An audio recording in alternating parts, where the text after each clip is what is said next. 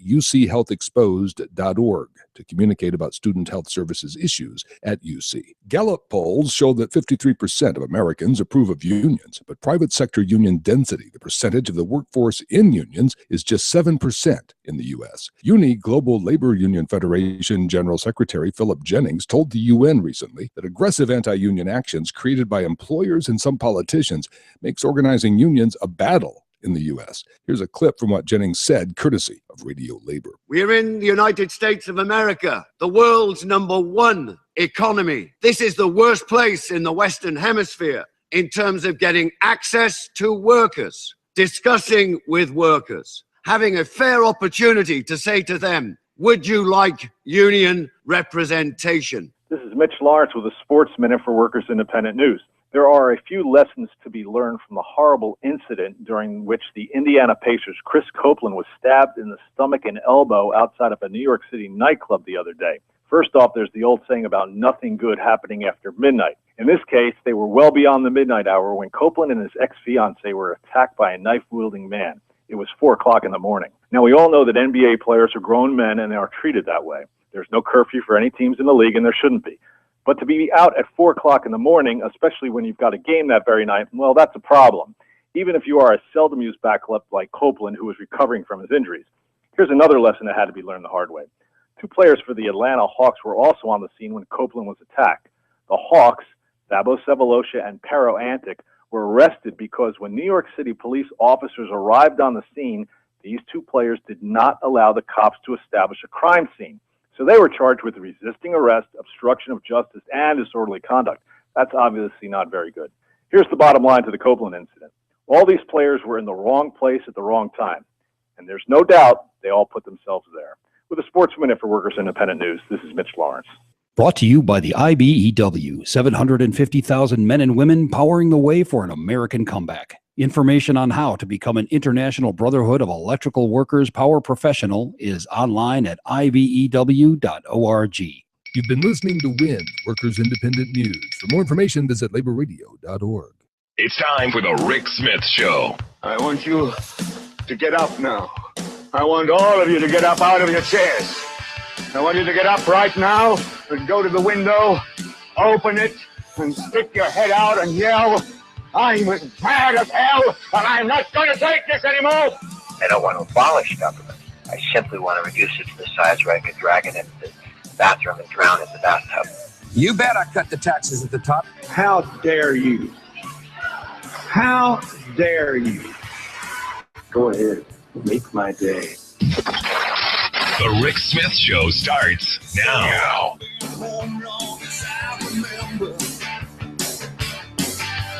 This town gonna be here long after I'm gone. East side, west side, people don't surrender. They've been down, but they still rock on. Oh, and this town is my town. All right, love or hate, it don't matter. I'm gonna stand and fight. This time is my time. She got her ups and downs, but love or hate, it don't matter. 'Cause this is my town. And welcome, brothers, sisters, working class heroes. This is the Rick Smith Show.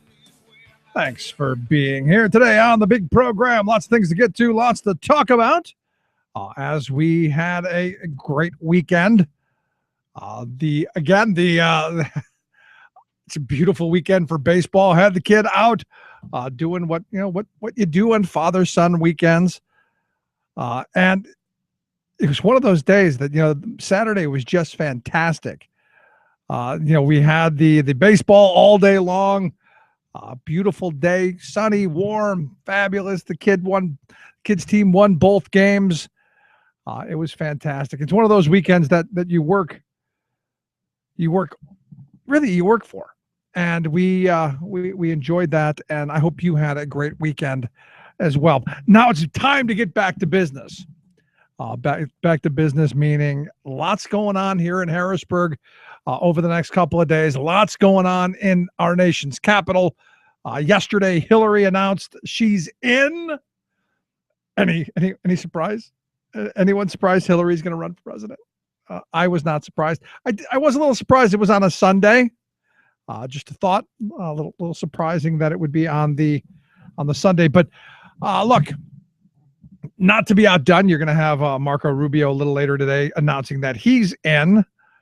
So the clown car known as the Republican primary is filling up quickly. You look at the number of people out there. You got Rand Paul. You've got the Scott Walkers. You've got, now, Marco Rubio is going to be in. Ted Cruz is going to throw his hat in. Jeb. I'm waiting for who the female. Where's my Snow White? Where's the Michelle Bachmann? Where's the really crazy people? As if Rand Paul and Aqua Buddha aren't enough. And I had one of those moments today because I had a doctor appointment this morning. I went to go see my dentist for my biannual cleaning. And, he's a Tea Party guy. Tell you how bright I am. I go to a Tea Party dentist. And he's like, well, so who do you like for president? I go, well, I only have one choice so far. And that's, obviously going to be Hillary at this point. Of all the people who have tossed their hat into the ring, Hillary seems about it. There's no one else giving me any real choices here. She's about it. I'm a Sanders guy. I would like to see Bernie Sanders run. But the reality is, right now, Hillary's the only camp. Now, I'm sure some folks will throw their hat in the ring. Some folks will jump into the middle of it. But not right now. And he's like, well, what about Rand Paul? And I said, what, Aqua Buddha? And he looked at me like I didn't know what I was talking about. Well, he said, well, you must be talking about Marco Rubio. I go, no, Marco Rubio didn't help kidnap a woman, drag her, make her try and make her smoke pot. And then when she refused to, drag her down to a creek and force her to worship the water, the Aqua Buddha. He's crazy. Rubio's great, but he didn't do that. He kept reaching for his water because he was, I don't know, whatever. He was parched, I guess. And he goes, my Tea Party dentist goes, no, Rand Paul, no, didn't do that. No. Again, that level of about an inch deep, I've seen puddles deeper. Now he's a bright guy, smart guy, good guy. I like him, good dentist, keeps my teeth nice and clean, does all that stuff. Not so much else. The Tea Party thing, just kind of wondering about. And, as I look at this stuff, it makes me just kind of, my head just kind of want to explode. Because the thing is you've got these people who have such firm stances that, they believe what they believe without any actual facts. And I know we live in an era of, I believe, but, and I believe in facts. I believe in good, honest data. I believe in, this is what is. Now, understand, Rand went to Baylor University, and now think about this from the other side of this. Getting high and smoking pot and, all that stuff, probably something that I'm sure they had something against at Baylor back then. But forcing someone to then worship the Aqua Buddha, isn't that against the whole religion thing? Because understand, Baylor University, big Christian university, big on that, one of the first commandment thing, no false gods, no idols, no worshiping anything else. A little jealousy there going on. I just kind of find that interesting. And the whole kidnapping thing, whether he kidnapped her or not, I don't know, but it does speak to, a decision. And when you have someone who tells you that they have no idea what you're talking about, but they're all in, you just kind of wonder. And that's what we're going to get a lot of in this presidential cycle. And as we look at Rand Paul, and as we look at Aqua Buddha and all the other cavalcade of crazy that's going to be jumping in, which I am thrilled about, cannot wait to go to Cleveland, cannot wait to go to my hometown and see all of this insanity. And we're going to make sure we bring you along with us because you're not going to want to miss this either. Nothing good to be missed here. But the sad reality in all of this, and what's frustrating to me, is we can't have an honest political discussion because the money is going to really just pervert this whole election process. Is there a better candidate than Hillary Clinton? Maybe, yeah. In a country of 330 million people, I gotta think that there's someone else. I just don't know that there's someone else who's going to be able to raise $1 billion. And that's what's really frustrating to me in all of this is the amount of money that it takes for people to run for political office. And I was talking with my Tea Party dentist today saying, look, I'd like to run for a state house spot at some point. I've had a number of people saying, hey, you should do that. Problem is I'm in a district that's really nuts. That's really off, that's been gerrymandered and honestly is decidedly right of center. And for belief reasons, not party reasons. Their party has left them, but they still think they're on the team. And that's the interesting part of all this. Even my Tea Party dentist, when we talk about issues, he's like, never thought about it that way. That's actually not a bad idea. We should try that.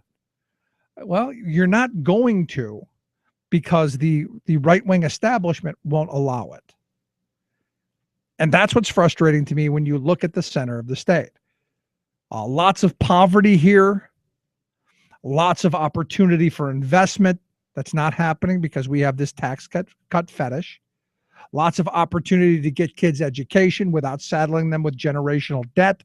Lots of opportunity to do a plethora of things. But because we have this tax cut fetish, because we have this, we love our billionaires so much fetish, it's not going to happen. It's not going to get done. And that is really frustrating to me because there are so many things that we need to be doing. I live in an area where the internet is horrible, literally just horrible. And we could be investing in that infrastructure. And we're not. And that's not a right-wing idea. That's not a left-wing idea. That's good governance.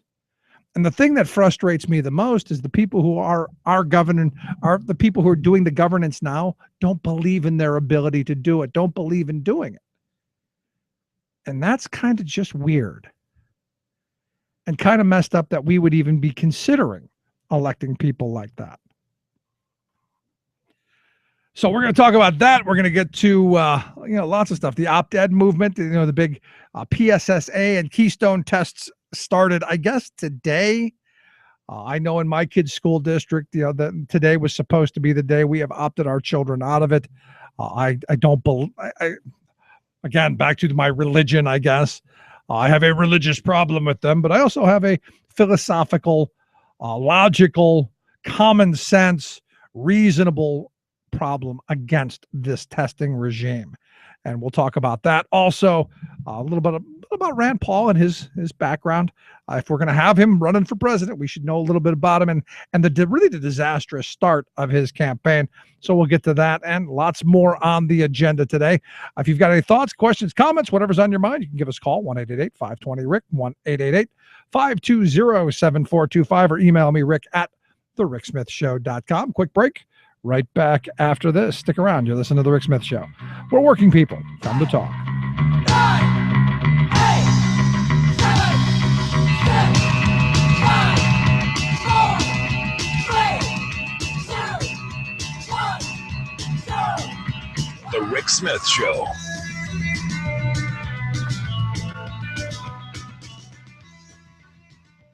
I'm Rick Smith, and this is Labor History in 2. On this day in labor history, the year was 1919. Labor leader and socialist Eugene V. Debs was sent to prison for speaking out against World War I. Debs was a well-known figure. In 1894, he had led the American Railway Union out on a strike against the Pullman Railway Car Company. 250,000 railway workers walked off the job in support of the strike until it was brutally crushed by the United States military. Debs was arrested and served time in prison for his role in the strike. Due to his popularity, government officials were alarmed by Debs' pacifist stance. So, in 1917, when he gave a speech against World War I in Canton, Ohio, he was arrested under the Espionage Act. The act had been passed a few months prior, making it illegal to interfere with the armed services recruitment efforts during wartime. At his trial at a federal court in Cleveland, Ohio, Debs defended himself. In his final statement, he explained his motivation. I am thinking this morning of the men in the mills and the factories, of the men in the mines and on the railroads. I am thinking of the women who for a paltry wage are compelled to work out their barren lives, of the little children who in this system are robbed of their childhood. He was found guilty, and so on this date, he started his 10-year sentence. In Cleveland, infuriated unionists and socialists led a protest of Debs' imprisonment. Violence broke out during the march. Mounted police and even tanks were brought in to suppress the demonstrators. In the aftermath, 2 people were killed, more were injured, and dozens were arrested. While in prison, Debs ran for president of the United States on the socialist ticket, receiving nearly 1 million votes. Finally, in 1921, President Harding commuted Debs' sentence to time served. Labor History in 2 brought to you by the Illinois Labor History Society and The Rick Smith Show. This is the Media Matters Minute. I'm Jess Levin. On Fox News' The O'Reilly Factor, Bill O'Reilly condemned the fatal South Carolina police shooting of an unarmed black man, but used the opportunity to push a misleading claim. Police shootings have fallen 70%. Police shootings of black Americans, 70% in the last 40, 50 years. So they're way, way down. So there doesn't seem to be, as some people would have you believe, that police are trying to hunt down young black men and take their lives. But O'Reilly's statistics were debunked months ago when he initially cited them to claim that more white Americans are killed in police shootings than black Americans, a claim PolitiFact called mostly false. What's more, O'Reilly's statistics do not account for the disproportionate number of unarmed black Americans killed by police in the United States. According to the Center on Juvenile and Criminal Justice, African Americans make up 13% of the population, but are victims in 26% of police shootings. For more on O'Reilly's misinformation and other stories, please visit MediaMatters.org. Chances are, when you took a shower this morning, an AFSCME member made sure that water was clean. When you drove to work, an AFSCME member maintained the road. When you rode an elevator, an AFSCME member inspected it. I'm David Philman, Executive Director of AFSCME Council 13, the American Federation of State, County, and Municipal Employees. AFSCME members enforce regulations, keep prisoners behind bars, take care of patients, protect the environment, and more. The work isn't glamorous, the salaries aren't high, but AFSCME members serve the public in every aspect of our daily lives. Chances are, you'll never see that AFSCME member working in a sewage plant, diving underwater to repair a bridge, or answering a 911 call. But aren't you glad they do? For more information, visit AFSCME13.org. We are AFSCME. We make Pennsylvania happen! Disorder in the house. There's a flaw in the system. And the fly in the ointment is going to bring the whole thing down. Well, that's the hope. The fly in the ointment being educated, thoughtful, caring parents who take a little time to think about what's going on in the classroom and what their children are being exposed to. And for those of us who have kids in public schools right now, you do know that it is testing week. That's right. All the kids are going to have their 2 hours, or at least in my district, they're going to have their 2-hour daily standardized testing dose, a good dose of, well, I don't know what. And maybe by next year, we'll find out what the results are, which you explained to me how in this day of instant everything, the test my kids take today, I don't get the results of until next school year. So explain to me how that's helpful to my kids. I don't think it is, which is why in our household, we decided to opt our third grader and our seventh grader out of these tests, which was a whole folly all in of itself. But here to talk about today, because there's an informational picket going on in Philadelphia to bring parents up to date, to make them aware that they can save their kids this abuse, in my view, and how they go about it. And they've also launched a new website. Here to talk a little bit about both those things and also her decision to opt her children out of the test, I've asked Robin Roberts. She's an opt-ed mom for the second year and also a member of Parents United for Public Education. Robin, thanks for taking time for us. Thanks for having me. So I look at this and, first, I know there are folks out in the streets marching up and down the road saying, hey, this is an issue maybe you should be aware of. What kind of response are you getting from folks? Well, I know that we had just a few people this morning, but this afternoon, because we have more people coming out of school, we intend to have more people attending the informational picket. And it's being held right now at North Broad and the corner of North Broad and Alamy. So if you see us, honk your horn. And I understand, that's just in Philadelphia, but across the state, this is kind of the launch of a new website to educate parents like me and others on what these tests are, the opt-out movement. You got an address to that? Yes, it's www.talesfromthetest.org. It was put together by the Caucus of Working Educators. All right, talesfromthetest.org. We'll make sure that we get a link at thericksmithshow.com so folks can get there. Let's talk about the tales. Let's talk about the test. I'm told that, this is how we gauge the intelligence of our children. We need these tests, Robin, to know if our kids are learning or not and if teachers are actually doing their jobs. That's what I'm told.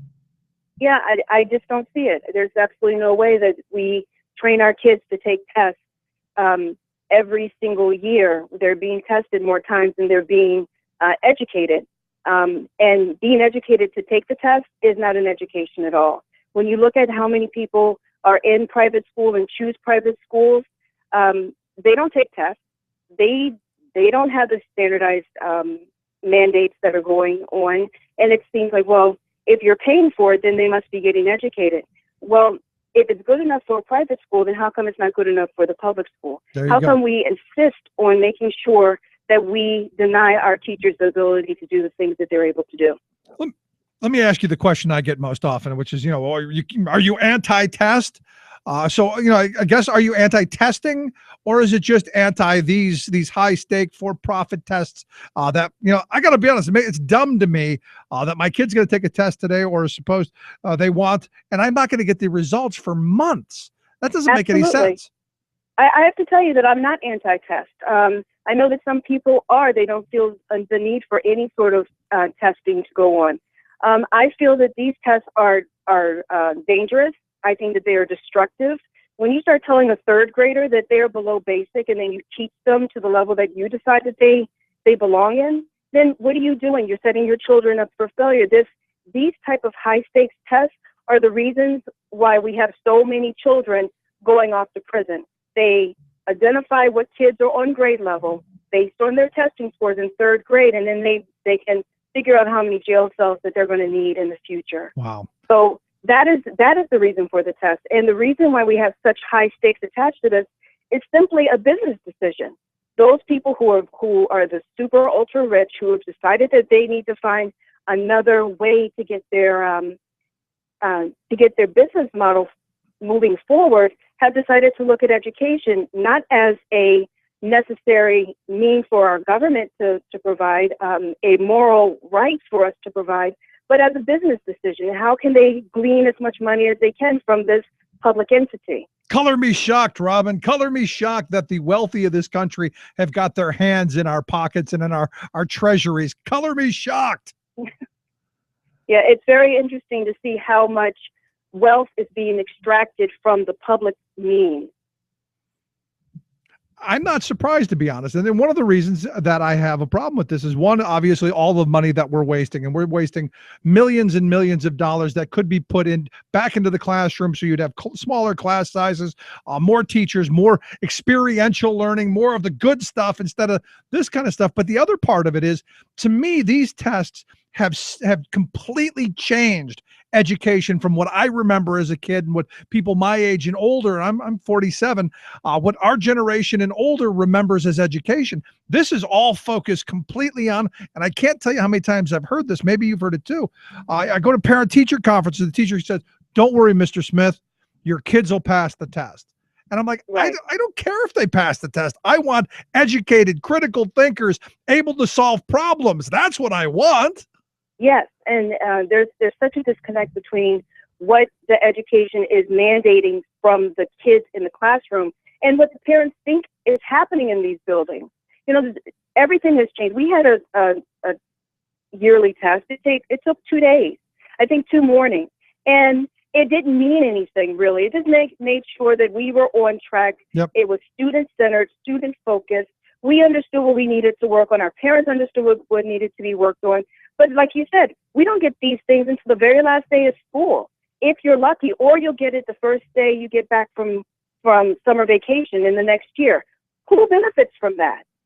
Yeah, I'm the same way. And, you know, look, I'm a big fan of testing, honestly, as long as it's diagnostic. And the reason for it is that you're just testing for what we know so that we know what to work on and where we go from here. This stuff is not that. Let me give you my epiphany moment. 3 years ago, this is my 3rd year opting our kids out. And the epiphany moment came from me. And maybe you have one of these, maybe you don't. But I'm hearing my children. And they're playing in the front room, and my oldest is playing with the younger two, and they're playing the school thing. And the oldest one goes to the other two, you got to pass this test. If you don't pass this test, they're going to take money from the school, and they're going to close the school down, and we'll have nowhere to go to school. And, wow. As a 5th grader telling my, not yet kindergartner and, 1st grade son that this is traumatic stuff in my mind. And it wasn't mean. It was just as a matter of fact. And that's just, kids replicate what they hear on a daily basis. And that's what it was. And I said, this is insane. We're getting out of this. And that's what led us to us. Did you have a moment like that? I most certainly did. I mean, I have 3 children. I opted all 3 of them out last year. My older 2 had taken the PSSA test and had done very well. I have a son, my youngest, in 3rd grade last year. And what I could see, not that he was anxious, but it's sort of like the light of learning left his eyes. And he loved going to school, and he loved his teacher, and he really wanted to do well. And he heard the same things that your 5th grader was saying, that we're not going to have money for our school, and the teachers would have to be laid off. And he thought it was his job to do well on these tests. Well, all of my children needed help with additional reading support, additional math support. So when he needed help, I was astounded. There were no resources. So there was no power hour. There was no way that he was going to get that additional help unless we paid for tutors for it. And my moment was when I realized that he still needed help, that we didn't have the resources, that even though our school didn't make AYP, we had no resources the year before. And I said, well, why am I doing this? There's no reason for me to label my child as a failure when I know that clearly he's not. It just needs he needs a little bit more help, a little bit more practice, and the district does not have the resource for it. So why should I allow him to sit for this test that will end up making him feel worse about himself? And the score means absolutely nothing to these children. Yeah. Well, the score should mean absolutely nothing. It doesn't. But these kids, they internalize it. A child who's basic or below basic internalizes that. A child who's advanced internalizes that. And we label these kids for no other reason than to justify having an annual test so that the very rich can get even more rich. Yeah, I mean, I grew up, and I don't know how old you are, but I grew up in a time where the teacher actually went into the front office and printed off the tests on a mimeograph machine, that if you got the test too soon, you got ink all over your hands, and the teacher graded it the next day and put it on your desk, and you had the results the next day. Or you passed it to the person to your right, and then that person graded it and handed it back to you. You had it within 15 minutes. That exactly. I'm okay with. I didn't hear you. But that I'm okay with. I'm okay with that kind of testing. Absolutely. But, we have a situation now in schools where they don't even grade the homework assignments as a check mark. Well, how is a child supposed to know what they didn't miss or what they missed? How are they supposed to understand the principals that they need to review if you don't check the homework, or if you wait until the testing time and you get an F. Well, we could be working on those things, but the way that everything is scripted now, there's no time to check homework. Yeah, and that's we need to really get back to the things that we know work for education. And that's an important thing you mentioned there, that whole scripted thing. I can't tell you how many teachers I've talked to who have left the profession, retired early because, everything is like, it's on the dime. You've got to do this for 8 minutes. You got to do this for 6 minutes, and it's bang, bang, bang, bang, bang. And there's not that time for the flow of the art of teaching. We've made teaching factory work. That's right. And I think that is by design. If we can eliminate teachers as professionals, we can put anybody in there, and we see that with a lot of the organizations that are out there, a lot of the programs that are out there, like Teach to for have America. Unqualified people come in and teach the children, as if you can read a script like a movie script, and then at the end of it, we've got educated people. So let's get to the nuts and bolts of this. I've talked to a number of parents who understand it. They go, I get you on the philosophical level. I get you on the logical common sense level. How do folks do it? I mean, I went through what was a fairly arduous process. You gotta send a letter saying, hey, we want to set up a meeting. Hey, I want to go in and look at the test. Hey, I want to have this fill out all of this paperwork. What was it like for you? Well, last year we had to view the test. And then at that time, we have to write a letter to the superintendent stating that because of our religious beliefs, because, in Pennsylvania, you have to have a religious objection, that we will not be testing. I put on mine that it was religious and philosophical beliefs, and that worked. This year, because of all of the momentum with the opt-out movement, just recently the district stated that parents do not have to come in for the test. You can go ahead and fill out your letter, send it to the superintendent, CC the principal. You do not necessarily have to have a religious objection to opt your children out of the test. And if you do send in your letter, people have to understand you don't have to wait for recognition of your letter. You cannot be denied. Right. You can't be denied your opt-out. There's also a way for children to refuse the test. They just push it away. And a lot of people are concerned that if they opt their children out, that the school, test score is going to be negatively affected. But if you refuse the test, if you send in your letter, you don't necessarily have to view the test. You're going to be marked as other. And other is the same designation as if you opted your children out of the test and saw it, and it's not going to hurt the school, right? The school score. Yeah, I mean, and on the religious front, I think every religion, no matter what you believe, anywhere along the belief spectrum, if you will, has the ethic of reciprocity, do unto others, golden rule kind of thing, and I think that applies in this case. But here's one of the things that bothers me, Robin. And in its infinite wisdom, our General Assembly and the governor who signed it sought that religion was the only reason we could do this. And then they sought to punish people for doing this. And as I understand, when these Keystone exams come in, they're going to have the students who are opted out of this are going to have to do some kind of a project. Have you heard many people bring up, whatever this project's going to be? Because my school district doesn't have a clue of what that's going to be. And I have to tell you, the Pennsylvania Department of Education doesn't necessarily know what the project's going to be. What we do know is that the project-based assessment has only been tested on children who were proficient. So if your child was found to be less than proficient, then what is the project going to look like when a child who is proficient with the Keystone took 10 hours to do it? It takes 10 times as long to do a project-based assessment for the Keystones than it does to take the test. And that's with a proficient individual. So the Pennsylvania Department of Education doesn't necessarily know how it's going to happen when they've been pressed to explain how it's going to happen with no resources, who's going to grade the test, what is going to be involved. They have no answers. They say, well, we'll figure it out, or you'll figure it out. There's no one there to figure it out. Now that the Keystones in 2 years, the children who take the Keystone exam must pass all 3 of them before they can get a high school diploma.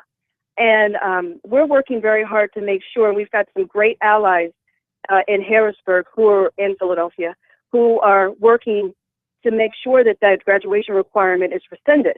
There's absolutely no way that a child who graduated 2 years from now has a high school diploma that's any more valuable than a child that graduated, last year. Well, let me ask you this, because the question that's commonly thrown out to me over that is, well, don't we want to make sure all kids have a minimum knowledge base? And that's one of those questions that, I want to make sure every kid knows what 2 + 2 is, but these tests are much more complicated than just basic skills, in my view. Yeah, it's the catchphrase is to be career and college ready. So I don't know who in 12th grade was career ready without additional training. Not me. So and then if you're college ready, you have to learn a whole nother skill set. It's not the skill set of filling in bubbles. It's the skill set of getting to class on time, being a critical thinker, figuring out when you have to go speak to your professor about your grade. That's the stuff we should be teaching our children. To be career and college ready means that you need to be a critical decision maker. You need to be a problem solver. How do you do that if you pass 3 Keystone exams that mean absolutely nothing? And the colleges don't even look at the Keystone score. Right. They could not care less about them. And in fact, so as if you're talking about basic, educational requirements, well, I think I was initially very excited about the Common Core because it means that the kids from Mississippi and the kids from Washington, the kids from Boston, all have a basic level of achievement in education. But every single state has their own test now. So how do you know that the test from Mississippi is as good as the test in Washington, is as good as the test in Boston? It doesn't make any sense. Yep, I'm with you. So we're right back at square one, but we're making sure that we're holding the people who have the most to lose completely responsible, the teachers and the students. And I would argue we're not just back at square one, we're back several blocks, because what we're doing is we're funding the very wealthy, and we're seeing revenue and resources extracted from education and extracted from the classroom, which is why I think the work that you guys are doing is so important, and I hope you keep it up. The website again, talesfromthetest.org. We'll get a link at thericksmithshow.com. Just click on Robin Roberts' name, take you right there. Robin, thank you so much for sharing your story with us. Thank you, Rick. And sharing your passion. Thanks so much. Okay, thank you. All right, let's take a quick break. Right back after this. Stick around. You're listening to The Rick Smith Show. We're working people. Come to talk. Stand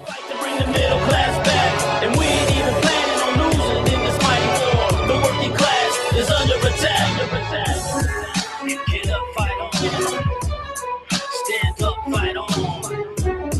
Yes, we can fight on. To the death, fight on. Get up, fight on. Stand up, fight on. Yes, we can fight on. You're listening to The Rick Smith Show. I think that scientific debate should not be dumbed down. Too late. Rand Paul is running for president. What is the environmental platform of the Republican Party? I don't know either. Climate change denial, a looming problem for the GOP. Melting permafrost, a looming problem for the planet. Plus, today, LA Mayor Eric Garcetti outlined an ambitious plan to make Los Angeles the most sustainable big city in the country. Greening the City of Angels. All of that and more straight ahead from BradBlog.com. I'm Brad Friedman. And I'm Desi Doyen. Stand by for 6 minutes of independent green news, politics, analysis, and snarky comment. We won't be able to live the way we do with lights and air conditioning and heat if we don't have any emissions. Yes, we can. You're making stuff up, Rand Paul. If we don't have cars, we can live in the Stone Age. Nobody says we shouldn't have cars. This is your Green News Report.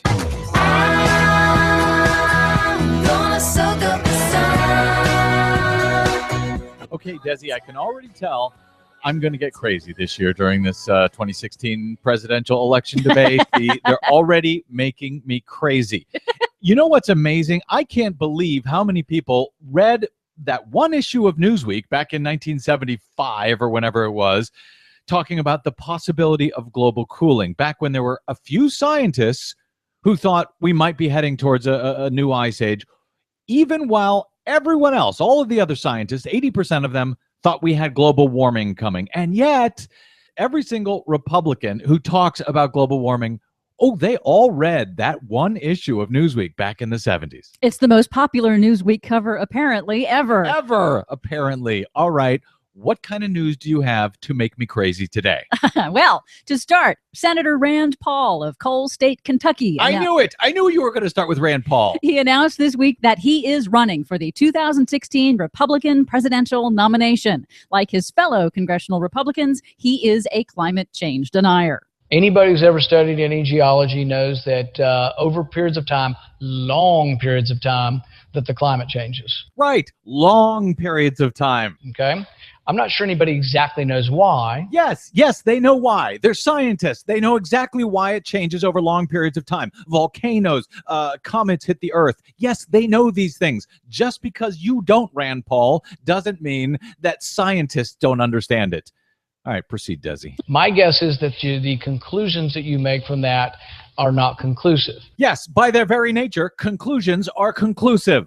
All right, really. Go ahead, Desi. Okay, so questioning how much humans are causing global warming makes Rand Paul a stage 2 climate denier. The 5 stages of climate denial are like the 5 stages of grief. First, they start with it's not happening. Oh, then it's not us. Next, he'll probably move on to it's not that bad. And I think that the GOP will move on to it's too expensive before next year. Oh, yeah.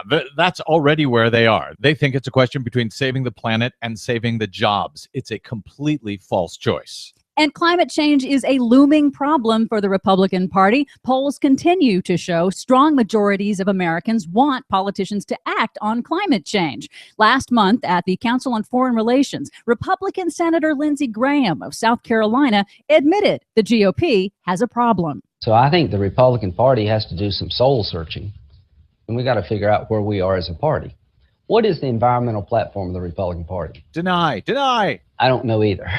So I like to come up with one. It's deny. That's what it is. They've already come up with one, Lindsey Graham. Meanwhile, the planet continues to ignore politics. Up in the warming Arctic, permafrost is melting. That's releasing tons of greenhouse gases. The U.S. Geological Survey just measured it. And the good news is the permafrost seems to be melting too slowly to trigger abrupt climate change. But the bad news is permafrost emissions are still huge and will count against the total emissions we can safely emit in coming decades. Yeah, I think those conclusions are inconclusive.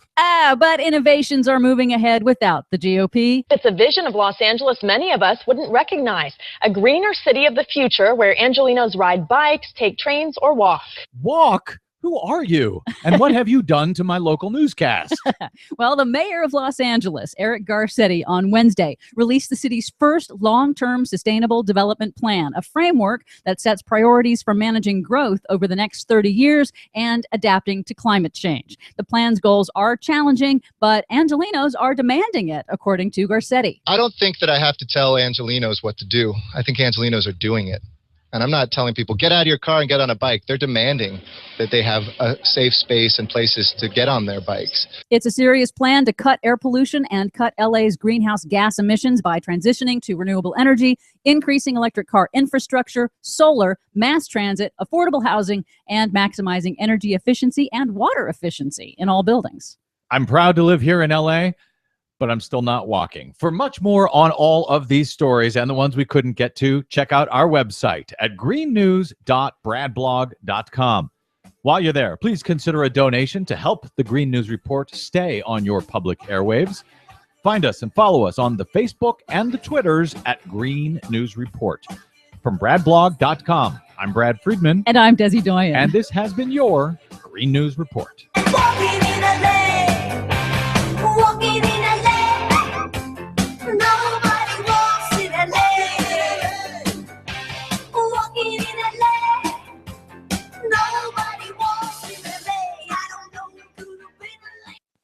That's why I started giving these speeches. My job is not only commander-in-chief, but educator-in-chief.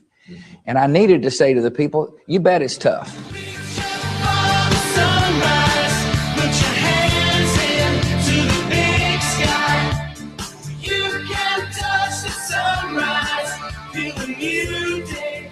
You bet it's tough.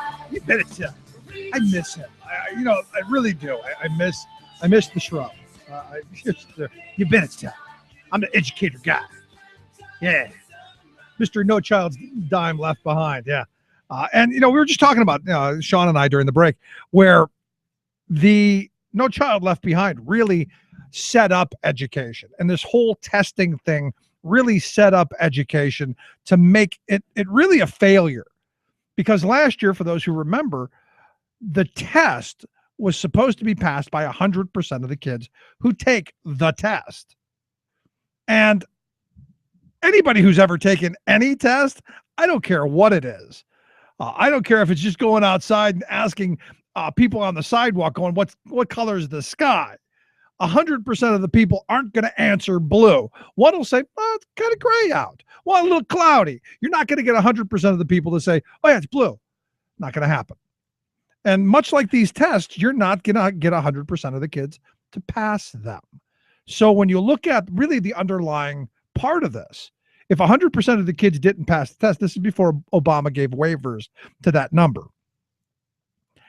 If 100% of kids don't pass the test, you begin going through the discipline process where they begin taking money away from education. So if you're a school district who's struggling, you got some poverty in your neighborhood, you've got some broken families, you got kids who've got problems, you got all of this, maybe some English as a second language, the ESL folks, maybe you've got all this stuff going on. Good luck. You'll probably be defunded within 5 years, and they'll be shutting you down to put in a charter school. And the plan. There it was. There was the plan. The plan was to destroy public education and replace it with the profit schools that we see popping up. And the thing that gets me is you hear all of these myths out there, like the tests. These tests are going to help kids. No, they're not, because they're not in any way, shape, or form diagnostic. And I've said this before. I believe in diagnostic testing. This ain't it. But, we hear a lot of these other myths that keep popping up. And, there was a paper I had read not too long ago, the 50 myths and lies that threaten America's public schools. It was based on a book by this guy named David Berliner and Gene Glass. And they talk about the real education crisis. And a lot of it's the messaging that comes out of this, because we hear this a lot. And look, it really helps pump up the teacher's ego, which is the teacher's the most important person in a child's and a student's education, which I've never prescribed to.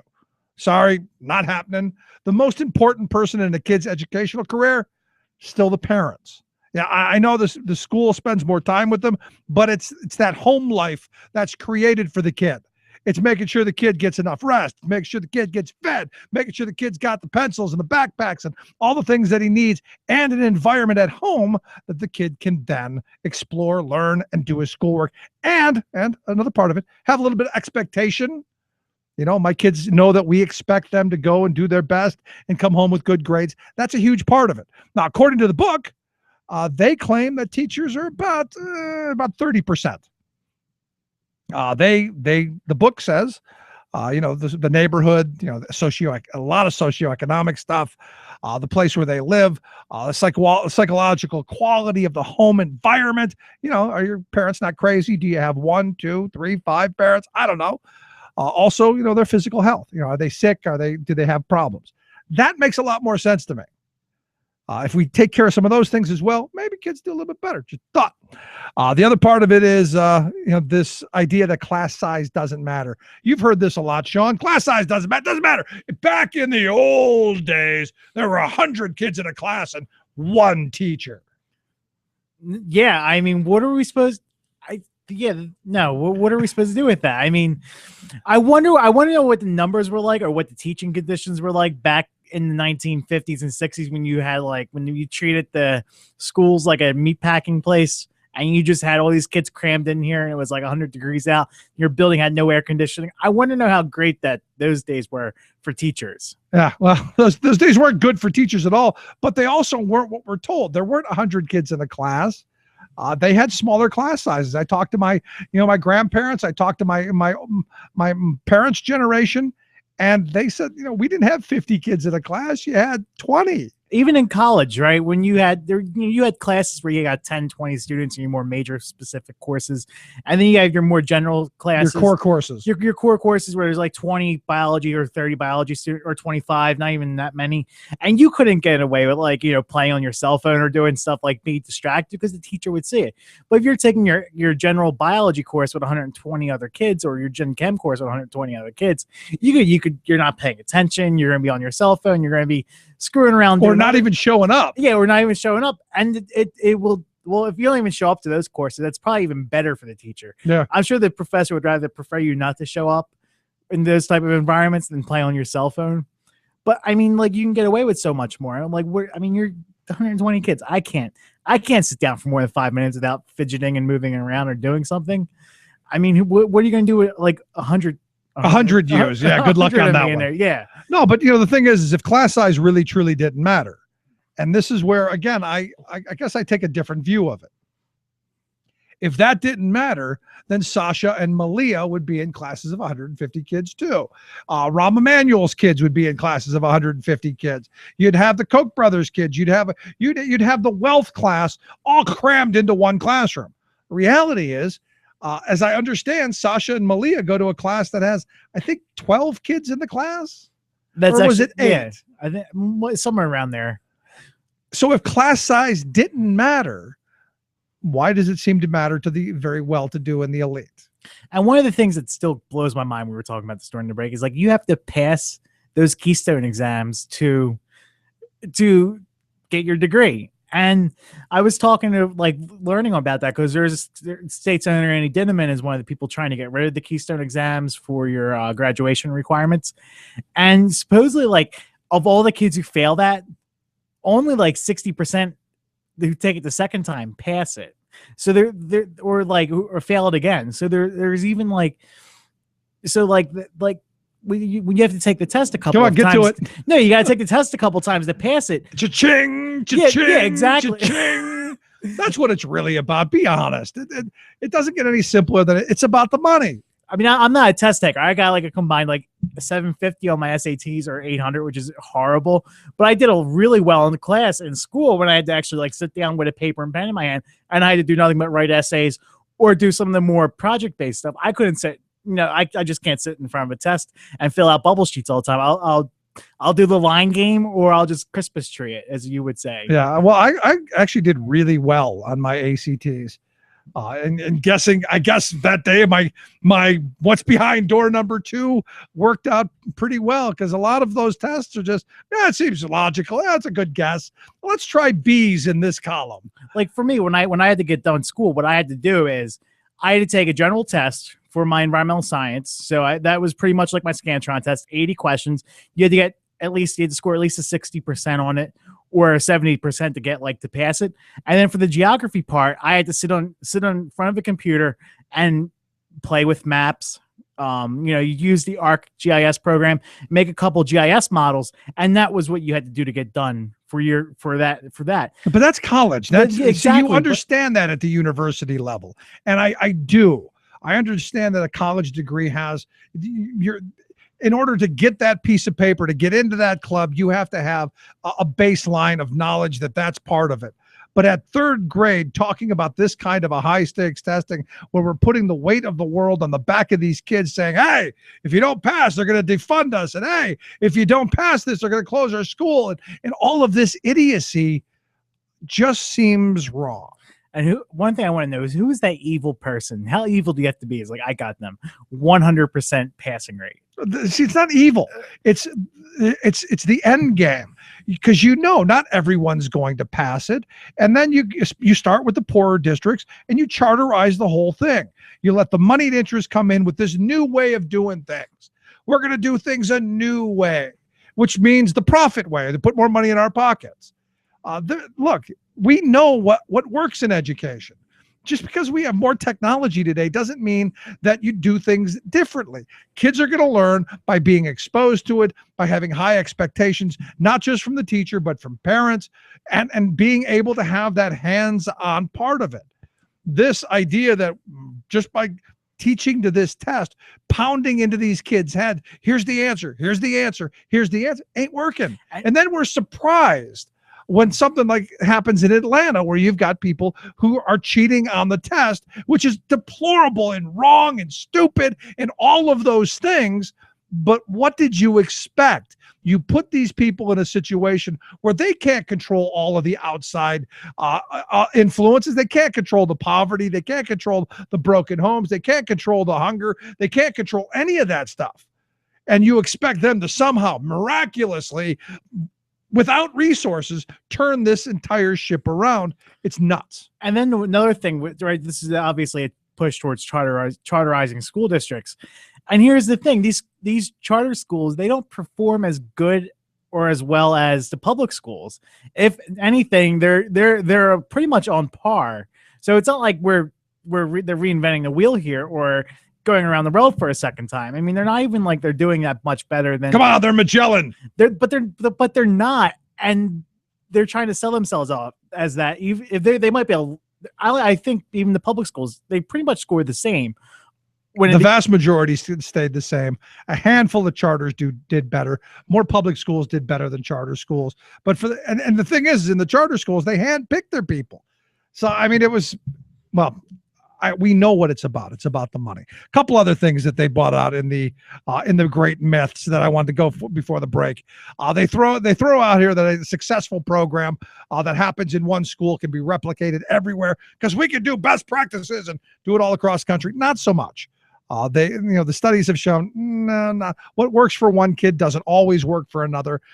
Education is not about factory work. It's not about stamping out little widgets. It's not about punch presses.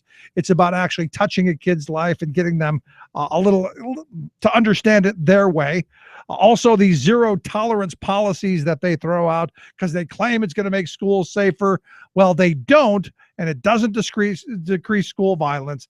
And it just causes more dropouts and obviously more classroom to pipeline, prison pipeline. There you go. The other part of it is they claim money doesn't matter.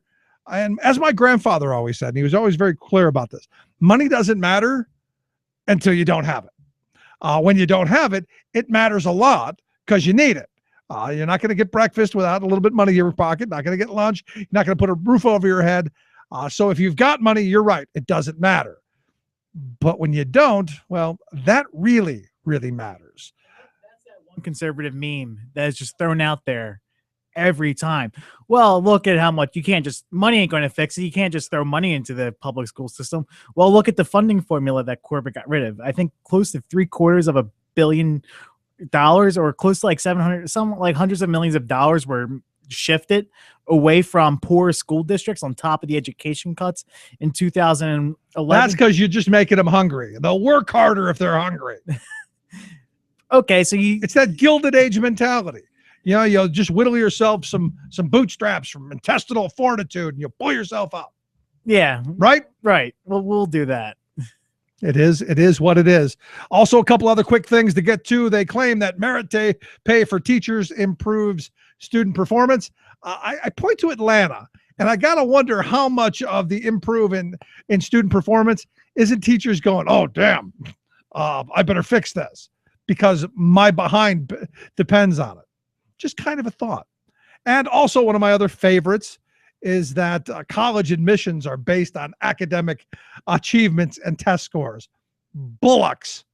I don't know if you can say that on the air in the U.S. I think you can. You might. Nonsense, stupid, ridiculous. The number one way kids get into college, legacy. If their family went there, generally a skate in. Also, extracurriculars have a huge part to do with it. Money has a really big part to do with it. Not so much the tests. In fact, as a really dumb high school student, and I was accepted into numerous colleges across this country because I could hit a baseball and throw one, and I could tackle people. I was really good at that. Standardized tests, no, not so much. So there you go. We have covered a little bit of that. Lots to talk about on this subject, and we will as the week and the month continues. Going to take a quick break. Right back after this. Stick around. You're listening to The Rick Smith Show. We're working people. Come to talk. I got no time for living, yes, I'm working all the time. It seems to me I could live my life lot better than I think I am. I guess that's why they call me. They call me the working man. Making the blue blood see red. The Rick Smith Show. You're listening to The Rick Smith Show. For more information, go to thericksmithshow.com. If you've missed any portion of the program, you can download the podcast at thericksmithshow.com. You're listening to WIN, Workers Independent News, a production of Diversified Media Enterprises. I'm Doug Cunningham. Striking doctors at the University of California picketed UCLA campuses over the weekend and will be there again Monday. Doctors are striking at all 10 UC campuses. The Union of American Physicians and Dentists, UAPD, has filed unfair labor practice charges against UC. The doctors have been trying to negotiate a first union contract for a year. Students and fellow UC workers are joining the striking student health doctors on the picket lines. The doctors have launched a new website, uchealthexposed.org, to communicate about student health services issues at UC. Gallup polls show that 53% of Americans approve of unions, but private sector union density, the percentage of the workforce in unions, is just 7% in the U.S. UNI Global Labor Union Federation General Secretary Philip Jennings told the UN recently that aggressive anti-union actions created by employers and some politicians makes organizing unions a battle in the U.S. Here's a clip from what Jennings said, courtesy of Radio Labor. We're in the United States of America, the world's #1 economy. This is the worst place in the Western Hemisphere in terms of getting access to workers, discussing with workers, having a fair opportunity to say to them, would you like union representation? This is Mitch Lawrence with a Sports Minute for Workers Independent News. There are a few lessons to be learned from the horrible incident during which the Indiana Pacers' Chris Copeland was stabbed in the stomach and elbow outside of a New York City nightclub the other day. First off, there's the old saying about nothing good happening after midnight. In this case, they were well beyond the midnight hour when Copeland and his ex-fiancée were attacked by a knife-wielding man. It was 4 o'clock in the morning. Now, we all know that NBA players are grown men and they are treated that way. There's no curfew for any teams in the league, and there shouldn't be. But to be out at 4 o'clock in the morning, especially when you've got a game that very night, well, that's a problem. Even if you are a seldom used backup like Copeland, who is recovering from his injuries. Here's another lesson that had to be learned the hard way. 2 players for the Atlanta Hawks were also on the scene when Copeland was attacked. The Hawks, Fabo Sevolosha and Pero Antic, were arrested because when New York City police officers arrived on the scene, these 2 players did not allow the cops to establish a crime scene. So they were charged with resisting arrest, obstruction of justice, and disorderly conduct. That's obviously not very good. Here's the bottom line to the Copeland incident. All these players were in the wrong place at the wrong time. And there's no doubt they all put themselves there. With a Sports Minute for Workers Independent News, this is Mitch Lawrence. Brought to you by the IBEW, 750,000 men and women powering the way for an American comeback. Information on how to become an International Brotherhood of Electrical Workers Power Professional is online at ibew.org. You've been listening to WIN, Workers Independent News. For more information, visit laborradio.org. Where family values are more than slogans. The Rick Smith Show. Times like these you learn to live again. It's times like these you give and give again. It's times like these you learn to love again. Welcome back to the Rick Smith Show. Check out the website, thericksmithshow.com. So big day here in Harrisburg. The folks with the fetus fetish were out telling us how much they love the fetus. Not so much about children. The fetus, yes, because look, you know, these folks, these anti-reproductive right folks, they don't seem to care about kids being conceived. In fact, they're all in favor of making more people conceive. They want to protect the fetus, but when the kid actually is born and takes breath, screw you, you're on your own. Because we're in the you're on your own society, and well, food, healthcare, education, those things, not quite so important. Anyway, here to talk a little bit about the big day here in Harrisburg. I've asked Sari Stevens. She is executive director of Planned Parenthood Pennsylvania to come talk with us. Sari, thanks for taking time for us. Thanks, Rick. So, love the fetus, huh? Got a lot of people with the fetus fetish here. Yes. I mean, we outnumbered them 10-1, but they were still here. And, this is the thing that gets me. I mean, because, I had so many people email me and tell me, well, that means you're pro-abortion. I'm going, no, I'm not out there saying, yay, more abortions. I'm out there saying, hey, one, let's educate our children to not get pregnant when they don't want to. And two, let's take care of the kids and give people a reason to want to bring children in this world other than forcing them under the rule of law. Sure. Yeah. I mean, and the interesting thing about our opponents who are here today in Harrisburg is their sole purpose was to attack and undermine and belittle Planned Parenthood. And 97% of what we're doing is keeping women healthy and ensuring that they plan their pregnancies. And that reduces the need for abortion. How dare you? That is honestly, that's really just anti-Christian of you. And you shouldn't be doing that. Because, we should be the 1950s again.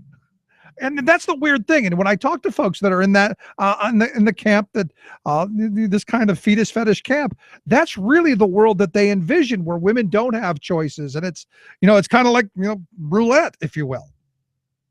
Yeah, and what we were here advocating for today is something called the Agenda for Women's Health, and it is trying to strike that common ground, trying to find issues that we can all agree on. And some of those things are protecting pregnant workers, ensuring people can breastfeed and nurse and express breast milk in the workplace. Really common ground things that you would think that opponents of abortion would stand strongly behind, but that's not why they were here. So walk me through why they're not for, and you would think they would be in favor of it. But then again, they're not really pro-child, they're pro-fetus.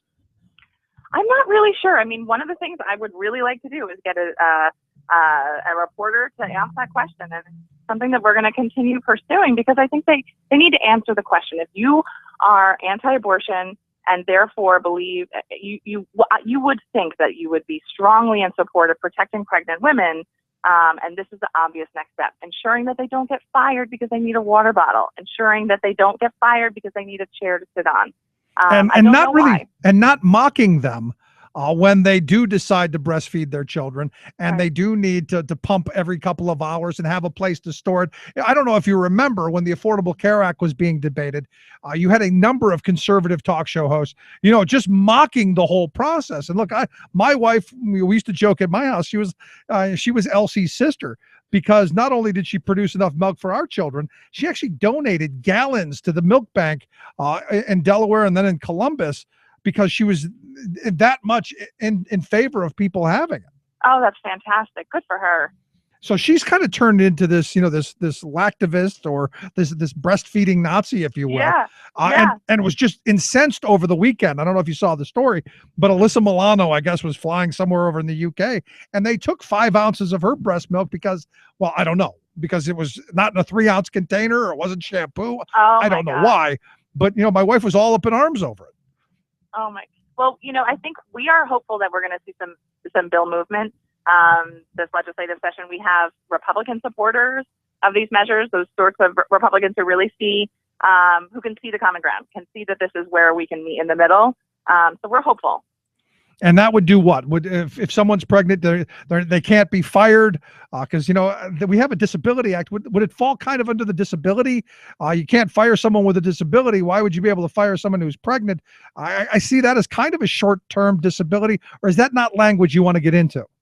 No, I mean it falls in a loophole. The basic 2-sentence crux of the issue is, if I'm a bad employer to you and I say you can't have a water bottle to you, Rick Smith, and then I say to pregnant Sarah Stevens that I may also not have a water bottle, that I'm treating us equally, and therefore it's not discrimination, and I can be terminated because of that need. But under federal law, don't employers have to provide reasonable accommodations where I think a stool to sit on, or a glass of water, or a bathroom break, I think those are reasonable accommodations. It's not like we have someone carrying you around on chairs and doing their work for you. It seems reasonable to me. It does, and I will say most legislators, most people we talk to are shocked that this is still a problem in Pennsylvania, but we had an attorney here today who is representing pregnant women who have been terminated because of reasonable accommodations that were not made possible for them. It's just nuts to me. I mean, a lot of this is nuts to me, and you would think the people who are the family values folks, that they would be out in front of it. Well, the group that was here today was called the Pennsylvania Family Institute, so you would really think that this would be right up their alley. Oh, that sounds too good to be true. And let me guess, anything but family. Well, I mean, it's hypocrisy at its finest. And I feel emboldened to dig into this a little bit. If Right. there are real problems in Pennsylvania that need fixing, and there are, and it's a common ground issue, then let's get to fixing them. We don't need to be fighting anymore. There are things that we could do to make families stronger, and they're right here at our fingertips. So let me ask you this, and this idea, because now you've got my wheels spinning, because when my wife was pregnant, she wasn't working, but I wonder if she would have had problems at her place of employment because they were a little hanky. They were firing people if they found out if the person next to them, what they made, they were doing some of that stuff. So I got to wonder on the pregnancy thing, how many of the anti-abortion folks, or you could say the pro-birth folks, how many of them are on board with helping these pregnant women? Give me a percentage of what you think of in our General Assembly. How many of those folks are on board with protecting women during pregnancy at work and elsewhere? In the rhetoric, I think the percentage would be high, but in actuality, when we compared the most recent anti-abortion bill from last session with the pregnancy accommodations bill, of the dozens and dozens and dozens of sponsors of the anti-abortion bill, only 3 found it worthy of their name to go onto the pregnancy accommodations bill. It was shocking. 3? 3 of just 3? 50? Yeah. Yep.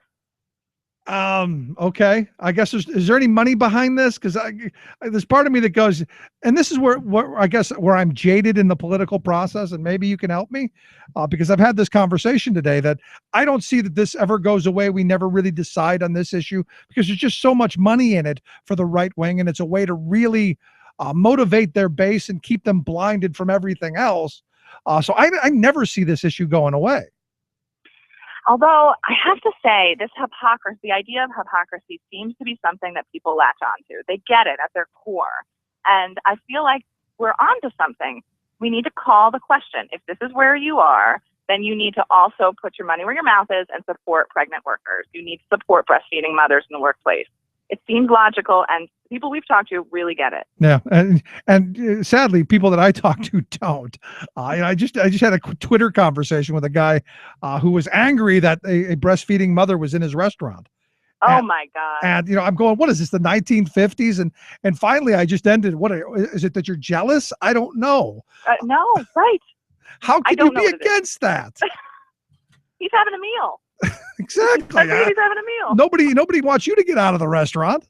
Right. And this is the other part of this, especially at the workplace, because it's got to be difficult because we don't have a sane, rational maternity policy. I wish we did. I wish we were enlightened like other first world countries, if you will, and even third world countries that have maternity policies that give families the opportunity to stay home with the infant until they grow up a little bit. To me, that seems like a family value.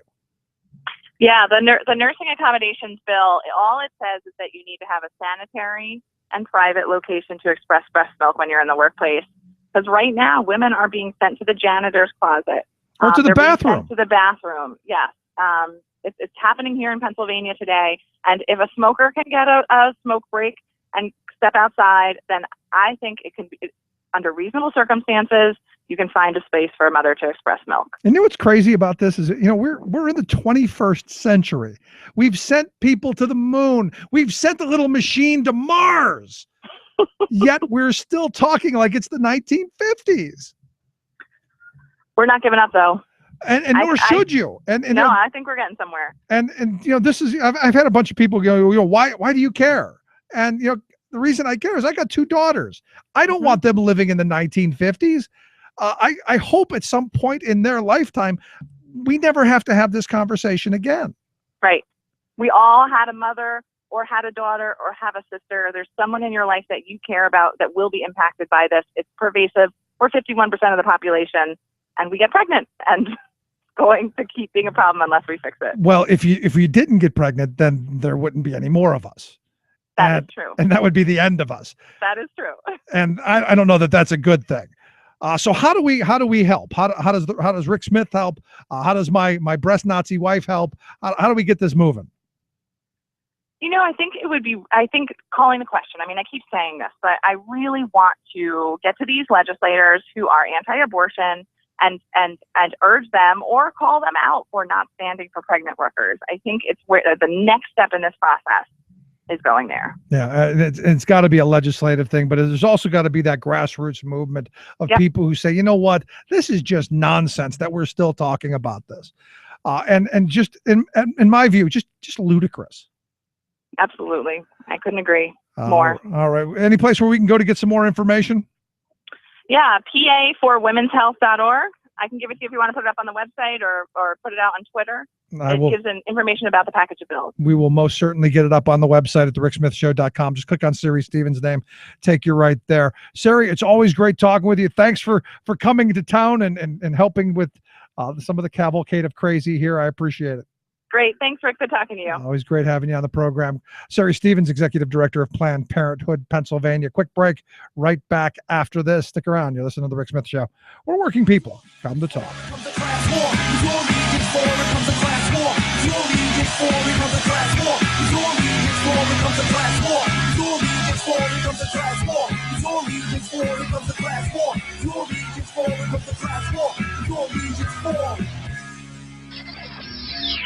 You're listening to The Rick Smith Show.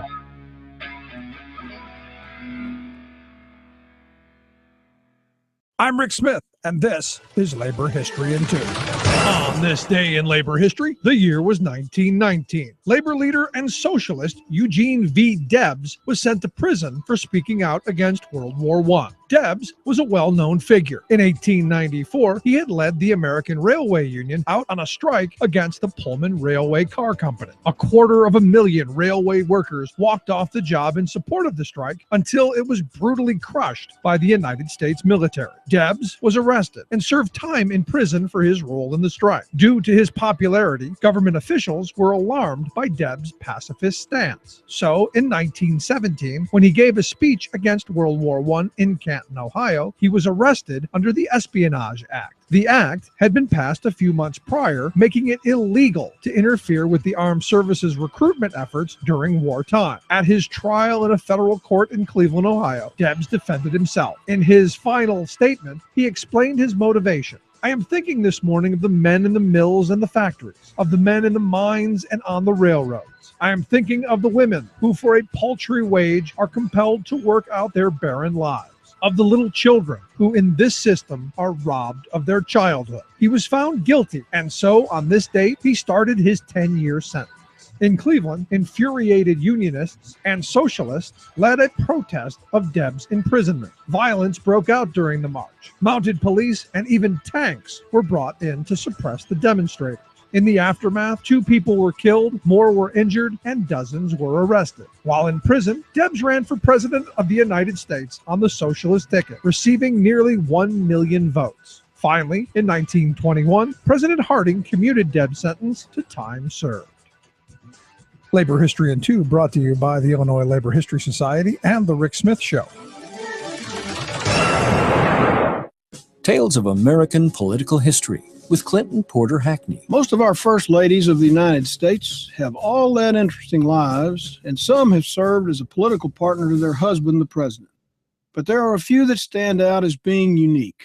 One of those is Florence Harding, the wife of President Warren Harding. It can certainly be said that her life was not boring. Florence was born in 1860 in Marion, Ohio. As a young girl, she worked as a store clerk and a rent collector, but she had an early ambition to be a concert pianist. In pursuit of that, she studied at the Cincinnati Conservatory of Music, but got sidetracked when she eloped with Pete DeWolf at age 19 and gave birth to her only child at age 20. She and her husband soon separated, and they were divorced in 1886. Join us again next time for Warren G. Harding. This is Clinton Porter Hackney at cphackney.com. Chances are, when you took a shower this morning, an AFSCME member made sure that water was clean. When you drove to work, an AFSCME member maintained the road. When you rode an elevator, an AFSCME member inspected it. I'm David Philman, Executive Director of AFSCME Council 13, the American Federation of State, County, and Municipal Employees.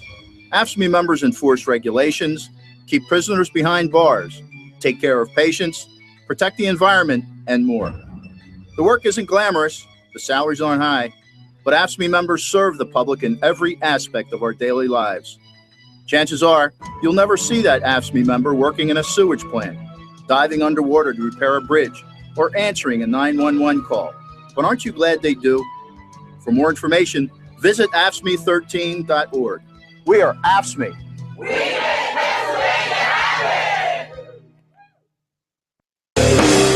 Where family values are more than slogans. The Rick Smith Show.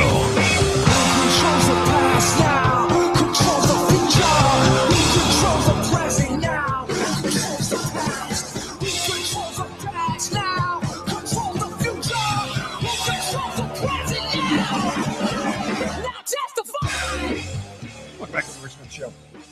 Yeah, that's one of the things that gets me. You know, you hear all of this talk about family values, all this talk. Oh, we love the children. It's all about the children. We love the children. Anything for the children. Until they're born. Until we need to feed them and clothe them and educate them and give them health care.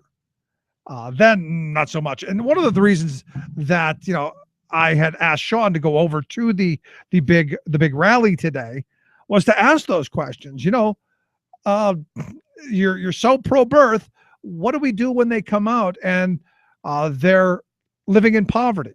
Because understand, 1 in 4 children in this country are living in poverty, which is deplorable. And yet we hear the Republican mouthpieces saying, need to kick those people, those welfare queens off of welfare, put them to work, and then leave the kids in the street. It's nuts. So the big rally today, some interesting sights, I'm sure, Sean, huh? Yes. Today was not your everyday press conference inside the Harrisburg Capitol. So what did we see? The former state representative Jeff Coleman, who was in the legislature in the early 2000s, right, was spearheading a Dr. Phil style TV show right in front of everyone in the Capitol. Needs a job. That's exactly right. So there was him sitting off to the left, a nice 32-inch flat screen TV in the middle, and four people contestants sitting on the right-hand side, or people who worked in the abortion, as they would call it, the abortion industry, or were adopted, and or somewhere part of like that pro-life movement, sitting on the right-hand side. And it was just a back and forth. What did we learn? That the founder of Planned Parenthood was a eugenics. That was one of the issues that was brought up. She was a racist, and that all these places are in black areas of America, and that was one of the main talking points they brought up today. I would argue that all of these places are in poor areas in America, and black folks are disproportionately the poor in our country. Although I have to say there are more people who are white who are poor, since there are more white people. But this is also in our urban density areas too. I think they're only representing 11% of the all counties in the United States. There's a Planned Parenthood clinic, which goes to show you that's probably all the major cities in the United States. They again are attacking, the way they look. They want to force medical regulations, have them be near a hospital like before, and make those stricter, put in stricter building codes to zone them out of existence. So one of the examples they used was the one right up the street on 2nd Street, I believe it is, or 3rd Street, right, where the Planned Parenthood office is. And they said that does not look like a modern health facility. I don't know what a modern health facility looks like. Is it supposed to look like the urgent healthcare centers that are popping up in strip malls across the state, or is it supposed to look like a standalone hospital? Yeah, it looks like a doctor's office. Looks like any doctor's office. I've been through there. I've been through there, because it's right next to a place where I've gone a number of times. I don't see a problem with it. In fact, here's the thing that gets me though, and being a thoughtful, reasonable, rational person, I realize that what Planned Parenthood does, abortions are only about 3% of the things that they do. Most of the things they do are family planning, checkups, some gynecological Actually, stuff. Rick, that's called brand enhancement. That's what they called that there today. They were just enhancing their brand. It's brand enhancement for Planned Parenthood. Yeah, I'm missing what they are is they're the last line of healthcare for poor women. And to me, as someone, look, my wife's fortunate. We've got decent health care. But, I look at other folks who, they may not have access to the best doctors or the best opportunities possible. So Planned Parenthood, to me, seems like one of those last lines of defense to get people good quality reproductive health care. That's exactly right. And Cecile Roberts was talking about this at the Progressive Summit a couple months ago, when she was talking. She had examples of poor women going there. They thought they had a lump on their breast, and they found out they had breast cancer, and actually saved their lives because they went to that Planned Parenthood clinic, got the mammogram, and found out that they were ill. But they were calling those type of services there today as brand enhancements. So handing out contraceptives and like that, those type of no. That's just to help out their brand in the abortion industry. Interesting. Because I've yet to meet anyone who works for a Planned Parenthood who is excited about abortions. In fact, I don't think I've ever met anyone who is excited about it. But just like wake up in the morning with a smile. Boy, I just can't wait to have an abortion. You know, I've never met anyone like that. Although you hear the people on the right make it sound like, you know, that's all they crave to do. They're obsessed with it. And, you know, I'm in the camp of, look, you know, I grew up anti-abortion. I grew up, you know, this idea that maybe we should be preventing pregnancies. But here's the thing. I remember a story from my mother, who, when she was a teenager, one of her friends had gone to Kentucky for a backroom abortion, since they were illegal here where we lived in Ohio at the time. Obviously, this is before Roe versus Wade. This is back in the 60s. She died. You know, this girl died from infection because she couldn't tell anyone because it was a crime. Go to jail. And, you know, I think about what the world these people want to take us back to.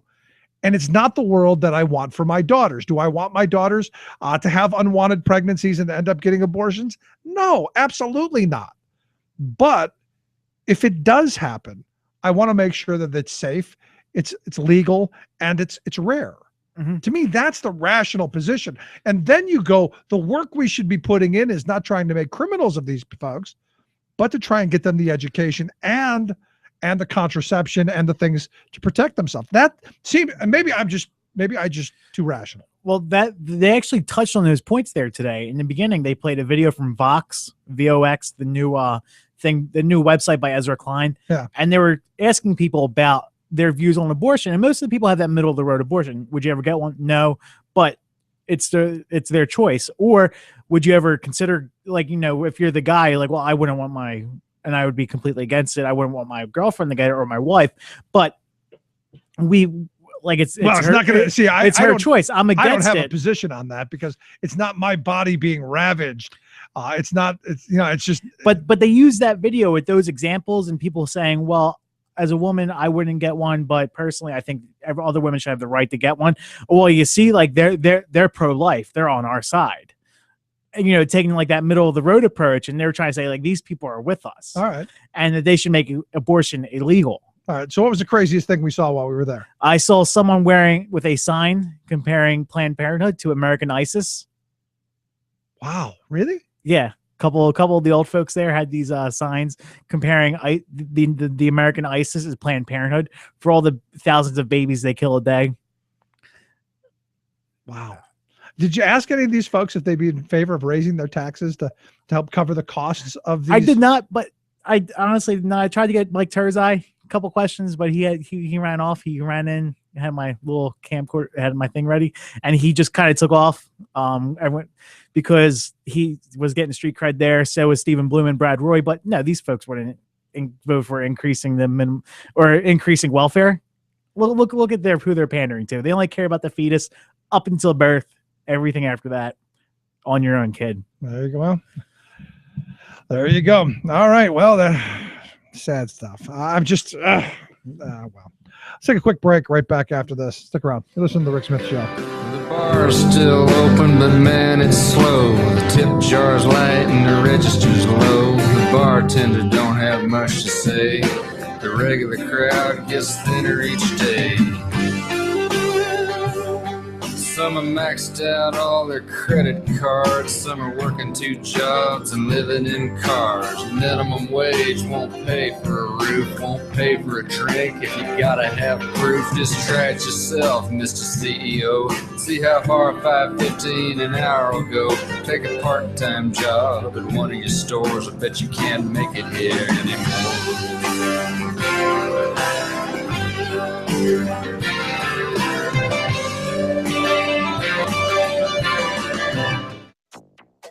I think that scientific debate should not be dumbed down. Too late. Rand Paul is running for president. What is the environmental platform of the Republican Party? I don't know either. Climate change denial, a looming problem for the GOP. Melting permafrost, a looming problem for the planet. Plus, today, LA Mayor Eric Garcetti outlined an ambitious plan to make Los Angeles the most sustainable big city in the country. greening the city of angels.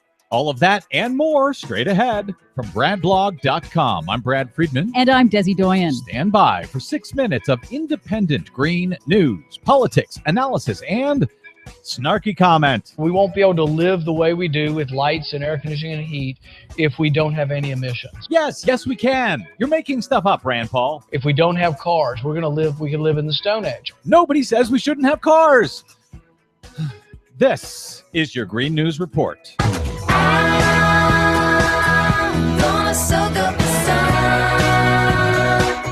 Okay, Desi, I can already tell I'm going to get crazy this year during this 2016 presidential election debate. They're already making me crazy.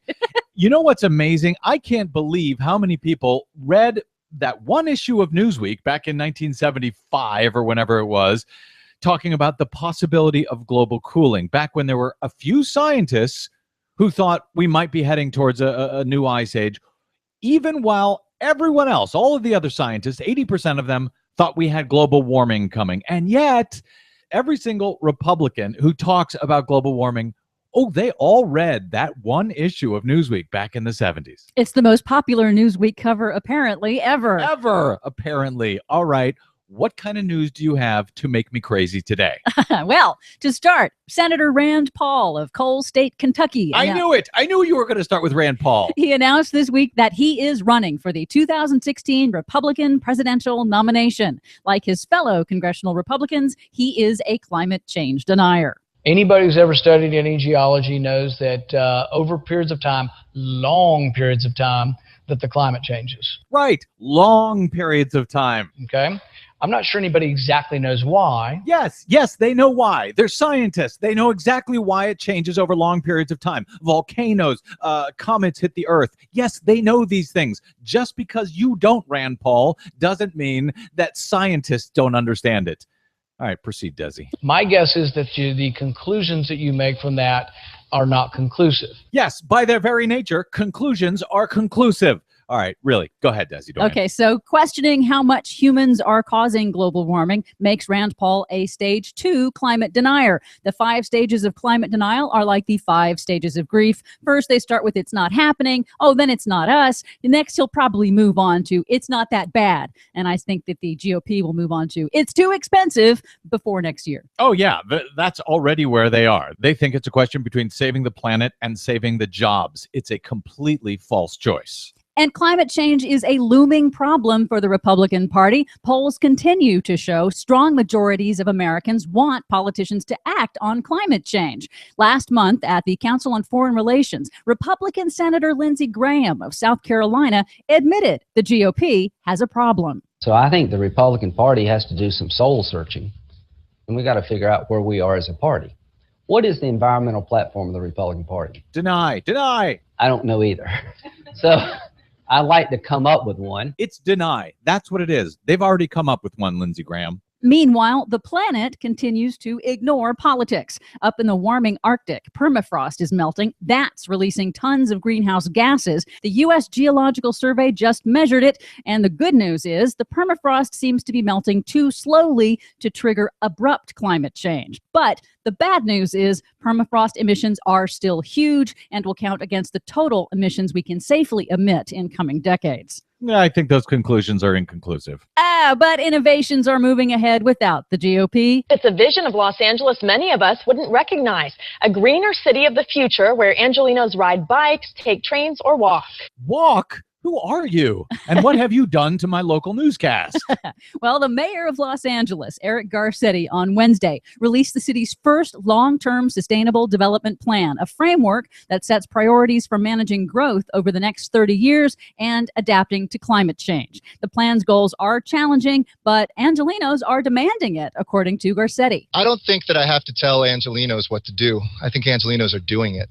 And I'm not telling people, get out of your car and get on a bike. They're demanding that they have a safe space and places to get on their bikes. It's a serious plan to cut air pollution and cut LA's greenhouse gas emissions by transitioning to renewable energy, increasing electric car infrastructure, solar, mass transit, affordable housing, and maximizing energy efficiency and water efficiency in all buildings. I'm proud to live here in LA, but I'm still not walking. For much more on all of these stories and the ones we couldn't get to, check out our website at greennews.bradblog.com. While you're there, please consider a donation to help the Green News Report stay on your public airwaves. Find us and follow us on the Facebook and the Twitters at Green News Report. From bradblog.com, I'm Brad Friedman. And I'm Desi Doyen. And this has been your Green News Report. Walking in LA. Walking in LA. Nobody walks in LA. Walking in LA. Nobody walks in LA. I don't know who to be LA. Remembering that united we bargain, divided we beg. Rick Smith. We need to stand united, for undivided we shall never fall. Remember all, we need to trust in and then forever call our brothers and our sisters. And all you and I are in. You and I both know that we can rely on it. The time is prime, planets aligned and no mistaking. For union resurrection, the anger has awakened. The sleeping giant, come on, yeah, we can do it. We need to revive, re-amp, and re-up the labor movement. Anything in life. Welcome back to the Rick Smith Show. Check out the website, thericksmithshow.com. So it's Monday, and that means Raging Chicken Monday. Our good friend Kevin Mahoney, editor zero over at the Raging Chicken Press, to talk about our outrage of the day. Kevin, thanks for taking time for us. Hey, happy Pennsylvania opt-out day, Rick. There you go. Absolutely. And, we had a little conversation earlier in the program, new website being launched, talesfromthetest.org. More, I got to tell you, the more people find out and the more I talk to people, the more they go, hey, that's rational, reasonable even. Absolutely. And you see, it's been so fantastic to see the Caucus of Working Educators and the parent support groups that are out there and finding out that once they break the silence, that more and more people are coming to the fold and say, you know what, that's right. I don't want my kids being used as data mines for for-profit centers. That's just crazy. Yeah, but the sad reality is the moneyed interests have done such a good job of scaring parents into, these tests are really important. It's true. Fear is a very strong motivator, and that's why they go there first. They want everybody to be afraid. Because when they're afraid, it kind of short circuits that rational side, short circuits the kind of decision making that parents use every single day when they're trying to do the best for their kids. They're just trying to keep you afraid. This happens every time that people stand up and decide that we need to change something. We need to fight against injustice. We need to prevent the people at the very top for basically controlling our entire lives. And slowly but surely, when people stay at it over a period of time, it catches fire. And eventually we start to turn the tides. That's always been the case. Sounds like you're talking about democracy. God forbid, right? God forbid. There you go. Let's find out. Outrage of the day. What's going on? Oh, God, a whole bunch of stuff. Well, first, it's kind of following up on your coverage yesterday of what's going on up in Montreal. I don't know if you've seen this, but The Guardian just put together a list of different universities around the world right now. Over the past month or so, seems to be a real kind of uptick in student activism around the world against this marketization of higher education. And it's pretty impressive. I mean, if you look at, for example, we talked earlier on this program last month about York University and University of Toronto, both who were on strike for several weeks. York University now has a contract. People signed on after, if you recall, they had a contract and the members voted it down, say, nope, not good enough. So they went back on strike. York University also has this fantastic provision as part of the university policy that students are allowed to honor picket lines. They do not have to attend classes, and other people at the university do not have to show up for work if someone's on strike, which is pretty impressive. Whoa. Where was this again? This is at York University in Toronto. How about that? Well, that wasn't York University in Pennsylvania. I Absolutely not. Right here in Pennsylvania, you can guarantee that they would have the paddy wagons to round people up and throw them in jail for the night. or at least threatened to do so. But that was great. University of Toronto, they were out on strike. The grad students there were out on strike, and they held out until they agreed to binding arbitration. Say, listen, this is not going to get settled soon. The semester's kind of closing in. The end of the semester is closing in. Let's send this to binding arbitration, and we'll be more than happy to stand by that. University of Arts in London has occupation of students, again, against the austerity of what's going on at that university. That was absolutely incredible to see that happen in there. We see at the London School of Economics, right? The prestigious London School of Economics, seeing major protests and occupation by the students there against the marketization of higher education. And the University of Amsterdam in the Netherlands, also students occupying the university, massive protests there, and basically they want an increase in transparency and accountability from the university decision-making process, which is just absolutely incredible to see all this happen all at the same time. Yeah, question is, how do we get it here? That's part of what we're doing right now, and part of it is kind of waking people up. There's a couple things that I would say that, one of the things that's been interesting at Kutztown University, as you know, last week we Raging Chicken Press, we wrote the story about the abuse of AFSCME workers, and right now that article, the first article plus the interview that we did on the show here, and plus a follow-up article, we have well over, I think, 12,000 people have come and read that article. And now students are beginning to join the fray and asking questions about what's happening at their university, and I think that's a really, really good thing. You saw the spark of it a little bit, and when we had the deep budget cuts by Corbett, but unfortunately, the lesson that we haven't learned yet in this country, in this state in particular, is that it's not just about beating back the cut, right? It's not just about standing up and saying no right at that moment. It's about standing up and saying a no and organizing for the next day. And that's, I think, the place that we're at right now. And if that's going to happen, it's just going to take a lot of people putting their, nose to the grindstone and doing that. And I'll be honest, I don't know how optimistic I am that that's going to happen in the near time, but we'll see. Yeah, I'm hopeful. And the reason, last week when we talked about this, I got a response from a number of folks, basically asking the same questions that we've been talking about. How is this, not happening here? How are we not seeing this kind of activism? And I got to wonder if it's going on and our corporate controlled mainstream media not paying attention to it. Well, that's exactly what the next point I was going to make is that I think that has a huge part of that. Like, if you remember, we talked about this last fall. We talked about the student organization up in Syracuse, right? The general body who occupied their administration building for 18 days for, health issues or healthcare issues, about childcare issues, about a whole range of stuff, ranging from the salaries of graduate students, about protecting the workers at the university, and a whole bunch of things. They occupied that for 18 days. And then they said, okay, look, right before Thanksgiving, they said, okay, we're going to stop this occupation. We've got some kind of commitment from the university to keep working with us, but we're going to keep the pressure on and move to stage 2. And the thing is, the general body didn't go away. Right? They kept their work on. And so I don't know if you saw this, but this is the work of the general body. A lot of people scoffed at the fact that one of the demands by the general body from that student organization at Syracuse University was to get Syracuse University to divest from fossil fuels. It was part of a growing movement to see the same kind of divestment organization, divestment activism that we saw about South Africa and apartheid, and they want to get universities to divest from South Africa to end apartheid. Now student movements are happening across the country to try to get their universities to divest from fossil fuels and invest in renewable energy. But people kind of scoffed at it, say, yeah, that's a dream. But guess what? Not too long ago, just last month, Syracuse University did the unthinkable. They divested from fossil fuels. Wow. Right. So this happened.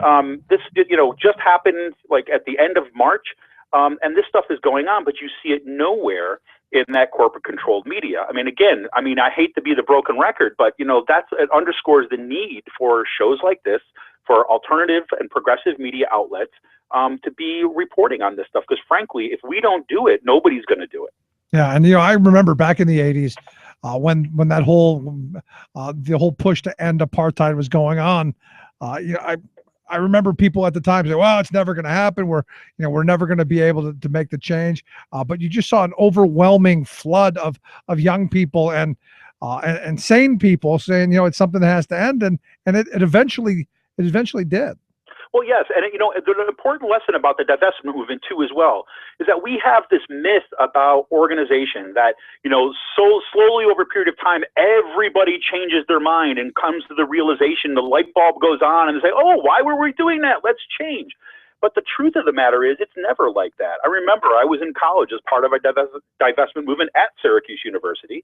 Right. And there was never like the overwhelming majority of students at the university that were just kind of standing up and said, we should just do this.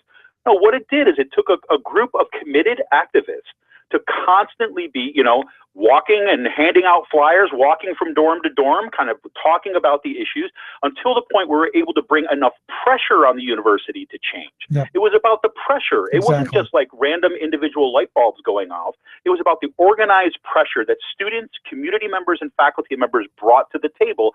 That's what caused them to change, just like they did again on the divestment of fossil fuels. Yeah, and it's the same exact thing when you look at Walmart and aren't they nice? They're raising their workers' wages, and some of the fast food restaurants. Oh, aren't they nice? Yeah, they're raising their wage. Oh, they're so sweet. Yeah, it's as if everyone out there, all the evil corporations, right? All these corporations who've been beating down workers for so long suddenly became like, what's that guy's name? Gru from Despicable Me? Like, light bulb. That's not how it happens, right? It happens with nothing but pressure, and then their PR machines, they kick in the high speed, and they basically take over the message of the movement and pretend that it was all their decision. I mean, that's what they do, and we just have to expect that, right? And then meanwhile, these organize for power, not just kind of send out our press releases every once in a while, not just kind of like, invest a whole bunch of money in like a one and done ad campaign here and there. No, we need to kind of invest in building the movements on the ground. Right. And, what we've been doing there at Kutztown University, that the story about the abuse of AFSCME workers, that whole story is kind of like, in my mind, the kind of work that has to be duplicated right across the Commonwealth. It just so happens, that I work at Kutztown University and became aware of this kind of stuff, but it's not Kutztown by itself. Right? This is the kind of abuse that is happening in our workplaces all over the Commonwealth and every single day. Yep. And what has to happen is people basically have to step forward and say, okay, I'm going to take up some of this work, right? And I'm going to begin to expose some of the stuff and step out into the light. And then, we've got to pressure our institutions. We've got to pressure the progressive institutions in the state, our unions, anyone who's kind of like a good feeling, good meaning person out there to start investing in that kind of work. Because, what happens is that once you break that silence, once you break through the fear barrier, what happens is people begin to come forward. And I can't tell you, is like, ever since that article broke, that we broke that story in Raging Chicken Press, what's happened to AFSCME workers, is that people keep on coming forward. I had to rush home today to get home in order to do this show today, because I was just meeting with yet another person who was telling me about a whole other office. Our first story focused on the facilities department, but now there's a whole other department at the university that was doing almost identical, the same kind of stuff, except this time it's not only just workers, right? It's also workers and students that were taking the abuse of the administration and asked to hush up and intimidated and threatened. Right. And so what happens is that once you break through that barrier, once you break through that fear barrier, and you find out that, you're still alive and kicking the next day, right, you might actually feel good, and people might begin to come forward so you can finally change something. And that you're not alone. It goes back to that S word that I use quite often on the program, solidarity. That's absolutely right. Once you know that there's someone next to you and someone on the other side and someone behind you to help hold you up, you realize that you're not alone and that you can solve and take these problems on and make sure they don't happen to you or anyone else. That's absolutely right. And that work is so important, not just to kind of stop the immediate injustice, but that's what democracy ultimately is. To go back to the point, democracy sounds like you're talking about democracy. So yes, that's right. But people have to practice it in their everyday lives too as well, not just like on the ballots, but kind of standing up and say, you know what, we can do this on our own. We can solve this problem. And the thing I've been saying for years, and I've given speeches to a number of union groups over the almost a decade that I've been doing this program. And I've said, look, you're the enemy. You union members are the enemy to the right wing. You're the enemy to the corporate control, because you're the ones who are willing to stand up. You're one of the last ones able and willing to stand up and say no. And the corporatocracy doesn't like hearing their workers saying, no, you can't abuse us. No, you can't cheat us out of wages. No, you can't make us work 24/7. No, you can't do X, Y, and Z. And the corporate class doesn't like that. No, they don't. And they would prefer that we remain quiet. They prefer that we just said, well, there's nothing I could do, and we threw up our hands and we walked away. And that's what we're being trained to do, frankly. We're being trained, whether it's the kind of abusive situation we see at Kutztown University, or whether it's in looking at our elections and watching the corporate class battle it out with the other corporate class. It's all about kind of training us to say, look, there's nothing you can do, and walk away from the process, so then they consolidate their control even further. I mean, there's just no way around it. I wish, right now it's unfortunate that it's just taking a few people right now to really rattle this and keep the voices strong. But ideally, we're going to see the kind of movements that we see with the opt-out movement in Philadelphia and across the state, where slowly it's catching stardom and people are, stepping up and saying, you know what, let's start with a meeting. Oh, you know what, let's start. That meeting was so full, let's have another meeting. Oh, hey, how about this website where we're going to tell our stories about the opt-out movement?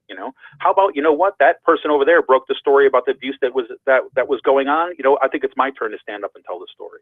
Yep. And that idea, that is the essence of solidarity. And, frankly, it was like the neighborhood that I grew up in, It's like, all the parents in that neighborhood, they looked out for the kids, not just their own kids.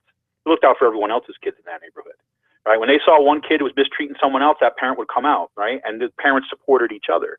But they came out and they said, you know what, is that my kid's doing that, right? I want you to be able to kind of, when I'm not around, I want you to be able to go out and stop it right there. And I'm not going to be mad at the parent for chastising my kid. I'm going to be mad at my kid for not behaving the way he should, right? And, that sense of community, that sense of solidarity, that sense of, what I grew up as thinking is just common sense, and this is how people operated. I've been disabused from that pretty quickly. But that's what we got to get back to. We got to get back to that basic sense, let's care for each other, right? And care for each other doesn't mean you have to like everybody. It just means that, you're not going to put up and watch someone get mistreated and turn your face and walk the other way. Yeah, because at the end of it, it could be you. It could be you at the end of it. That's right. Again, you guys do great work there, which is why we love to have you back here every Monday. Kevin, Editor Zero over at the Raging Chicken Press. I appreciate you taking time for us, and keep up the good work in the fight. You got it, Rick. Talk to you soon. Thanks so much. Our good friend Kevin Mahoney, like I said, Editor Zero over at the Raging Chicken Press. We've got a link at thericksmithshow.com. Just click on Kevin's name, take you right over to the work that they do. Outstanding stuff. Quick break, right back. Stick around. 90% of the wealth, 10% of the people own 90% of the wealth. Where do you fit in? Take a look at yourself.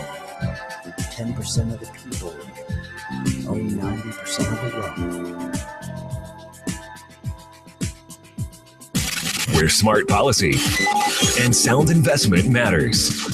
The Rick Smith Show. From United Nations headquarters in New York, this is your World in 2. I'm your host, Luke Vargas, with the Talk Radio News Service. Beware the killer robots. It's not a joke. It's a warning published today in a new report by Human Rights Watch and the International Human Rights Clinic at Harvard Law School. Bonnie Docherty, a senior researcher in the Arms Division of Human Rights Watch, explained what's meant by that term killer robot. It's a system that would select and engage targets, so identify a target and fire on the target without meaningful human control. They're the step beyond drones, which are remote controlled, because they would be operating fully autonomously. These kinds of weapons haven't been rolled out just yet, though some defensive systems, like Israel's Iron Dome missile shield, do respond automatically to threats. Docherty says the main legal issue with killer robots is accountability, since any crime requires both a criminal act and intent, or mens rea. But autonomous weapons don't have that mind. And as today's report said, quote, robots cannot satisfy the mens rea element of a crime, and thus cannot be charged with a crime, even if they commit criminal acts. Some suggest commanders be held responsible for weapons they procured or knew were in use, but Docherty says that's unfair to victims and sets a dangerous precedent. In terms of just assigning responsibility to a higher level official, I think that raises again the question of fairness, because it's not deterring future users and they could just pass the buck to their superiors, not creating retribution because victims don't feel that the person that punished them is the one that's being held accountable. So what to do? Human Rights Watch is calling for killer robots to be banned before they ever take to the battlefield. And Doherty says that wouldn't be without precedent. And that happened the case of blinding lasers in the 1990s. They were banned before they existed. The World in Two is taking a few days off overseas, but we'll be back on Monday, April 20th. For more global news headlines, visit talkradionews.com. It doesn't take highly advanced knowledge and skills to work at one of these quick-fix automobile maintenance chains that specialize in routine jobs like muffler replacement or oil changes. But handling maintenance at a huge petrochemical complex is a whole other story. An oil refinery is not a Jiffy Lube. But the big shots of big oil have been treating maintenance at their explosive refineries as a task to be done on the cheap. BP, ExxonMobil, Motiva, Tesoro, and other global oil profiteers have been cutting back on the experienced, technically skilled people responsible for keeping the miles of pipes, high-pressure equipment, bulky gauges, and flammable liquids functioning properly and, most important, harmlessly. The top bosses, safely ensconced in faraway corporate headquarters, have decreed that maintenance and safety be contracted out to low-cost firms using temporary, inexperienced, inadequately trained workers. The impact of trying to save money on safety has been, well, explosive. Two occupational safety experts, Celeste Monfortin and Barbara Bacchi, report that once every 8 days, a serious fire, explosion, or toxic release takes place at a U.S. refinery. Death happens when bosses play with fire. And that's why the United Steelworkers Union has been on strike at refineries across the country. None of us wants to be the next person to lose his life for no good reason, says a refinery worker on the picket line in Anacortes, Washington. Of course, Big Oil's bosses dismissed the danger. Motiva's CEO, Don Renasco, glibly said that the strike is not about safety, but about increasing the number of union jobs. This is Jim Hightower saying, well, yeah, union maintenance workers know how to do the job right. I'll bet if we moved Don's office inside the refinery, safety would suddenly become priority number one. Hightower's commentaries are brought to you by the Hightower Lowdown, the monthly newsletter with Hightower's take on what Wall Street and Washington are up to. For information, visit hightowerlowdown.org. Rebuilding America. The Rick Smith Show.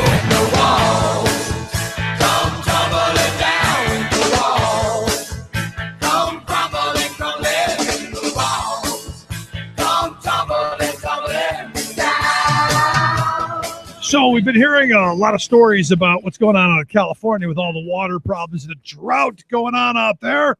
And look, very serious, very serious stuff. In fact, they're talking rationing. They're talking of fining people $500 for violating the usage regulations. Restaurants can't bring people water anymore unless they specifically say, "Hey, I want a glass of water," because just can't do it. In fact, I would think that they're going to start charging people for tap water at the restaurants. I see that coming. But here's the thing, and this is what really very angering. The folks over at Desert Sun, an investigation by the good folks at the desertsun.com, they found out that, and why am I surprised? Why would I be surprised about this? That the Nestle Waters North America company has been pumping water from the streams of the National Forest in California with virtually no oversight from the U.S. Forestry Service. Evidently, Nestle has held the right to extract water from these national parks for years. Because, hey, you gotta bottle the water before you could sell the water, right? And where does it come from? Explain this to me, because I'm struggling. I'm really struggling here. What genius decided it would be a great idea in California, where they have drought problems, to take water out of the system, put it into little bottles, and then ship it somewhere else? I'm sorry. Am I missing something? And I guess it really is all about the profit. This, to me, one of those things. Millions and millions and millions of gallons gone. You can't get a drink of water at the restaurant, but you can buy a bottle of Nestle water, one of the largest water companies in the world. Now, what's interesting to me is Nestle has already said, look, we don't really care about people's right to water. In fact, their CEO once said that people don't have a right to water. In fact, they should only get, and I think it was like 2 liters a day. So anything outside of 2 liters a day, that's your right gone away. Water, what we'll be fighting wars over. Mark it on your calendar. Quick break. Maybe then they had a thought, help the poorest folks, but it only brought more money to their hands. And the poor keep getting poorer, people turn away, not equal to admit the way they plan. It's taking all the soul away from everything they grew. They can't have the lick on which to stand. Uncovering the con and conservatism. Rick Smith. You're listening to The Rick Smith Show. For more information, go to thericksmithshow.com. If you've missed any portion of the program, you can download the podcast at thericksmithshow.com. You're listening to WIN, Workers Independent News, a production of Diversified Media Enterprises. I'm Doug Cunningham.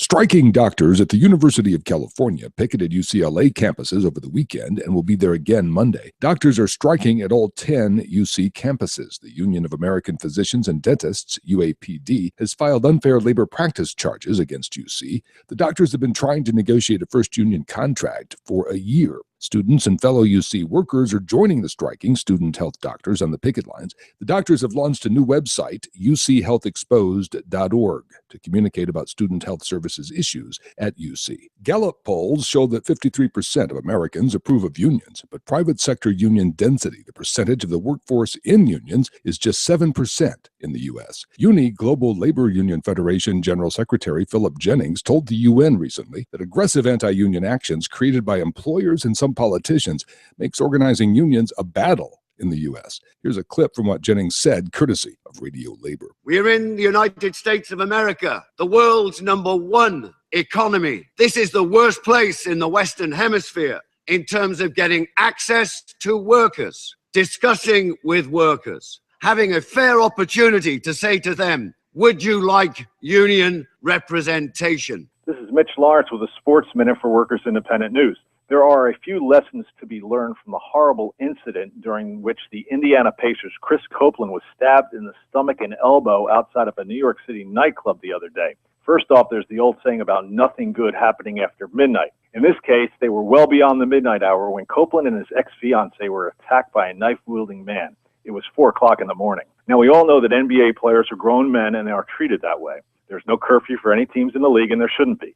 But to be out at 4 o'clock in the morning, especially when you've got a game that very night, well, that's a problem.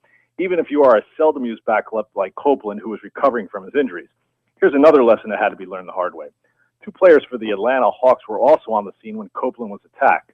The Hawks, Thabo Sefolosha and Pero Antic, were arrested because when New York City police officers arrived on the scene, these 2 players did not allow the cops to establish a crime scene. So they were charged with resisting arrest, obstruction of justice, and disorderly conduct. That's obviously not very good. Here's the bottom line to the Copeland incident. All these players were in the wrong place at the wrong time. And there's no doubt they all put themselves there. With a Sports Minute for Workers Independent News, this is Mitch Lawrence. Brought to you by the IBEW, 750,000 men and women powering the way for an American comeback. Information on how to become an International Brotherhood of Electrical Workers Power Professional is online at ibew.org. You've been listening to WIN, Workers Independent News. For more information, visit laborradio.org. When you wake up in the morning, do you care about the price of gold? Well, I pay attention to the price of gold, but I think it reflects a lot of things. It reflects global uncertainties. I think the reason people hold gold is as a protection against what we call tail risk, really, really bad outcomes. And to the extent that the last few years have made people more worried about potential of a major crisis, then they have gold as a protection. Do you think gold is money? No. It's not money. Even if it has been money for 6,000 years, somebody reversed that and eliminated that economic law. Oh, yeah. Welcome back to the Rick Smith Show. I'm going to miss him in this year's presidential run. He was always a funny character there, Ron Paul. In fact, in 2012, when we were in New Hampshire, for the primary. The Paulites were all in the hotel we were staying at, and they're very interesting crew. Always spouting about freedom and liberty. And their definition of freedom and liberty was getting drunk and throwing up all over the lobby of the hotel, and then, of course, trashing the hotel. To them, that is freedom and liberty. The hell with the guy who has to come behind him and clean up after him. They're just minimum wage people anyway, and they shouldn't even get that. The Paul bot world. But I got an email from Ron Paul, evidently, going from doing the gold huckstering thing to now selling off the hostage escape card. I couldn't believe it when I got the email with Ron Paul's name on it. Evidently, there's this little credit card thing that comes. It's like a saw. It's like a knife. It's like a special forces kind of wonder tool. Something you put in your pocket, make sure you've always got, in case ISIS comes and takes you away in Dubuque or somewhere. Wow, crazy. But the good thing is his son is running for president, and that gives me hope that this 2016 election cycle is going to be fun. If we're going to go straight to hell in a handbag, might as well be fun while we do it. Here to talk a little bit about it, our good friend Ian Millhiser. He's the head of the Justice blog over at Think Progress. Ian, thanks for taking time for us. Good to be back. Thank you so much. I appreciate this. I mean, I look at 2012. I didn't think, honestly and truthfully, I didn't think we could top the fun, the circus-like atmosphere that 2012 was. Snow White, the Seven Dwarfs, it was great. This 2016, man, wow, shaping up to be, just comic gold. Yeah, no, I mean, you got Ted Cruz, you've got a whole fleet of dwarfs coming in, and you've got the Paulaning with his with his efforts to sell everyone on the notion that life would just be so great if we only eliminated government's ability to do anything for anyone. Yeah, and then we just go down by the river and smoke pot and worship Aqua Buddha. I mean, Aqua Buddha, maybe he's done a lot for some folks. I had this conversation this morning with my Tea Party dentist. And yes, how crazy am I that I go to a Tea Party dentist? But no, we had this weird conversation. And look, it's like many Tea Party people that I know, they're about as deep as a puddle. And had never heard of Aqua Buddha, but he was a Rand Paul guy. Love Rand Paul. Why? Don't know, but I love him.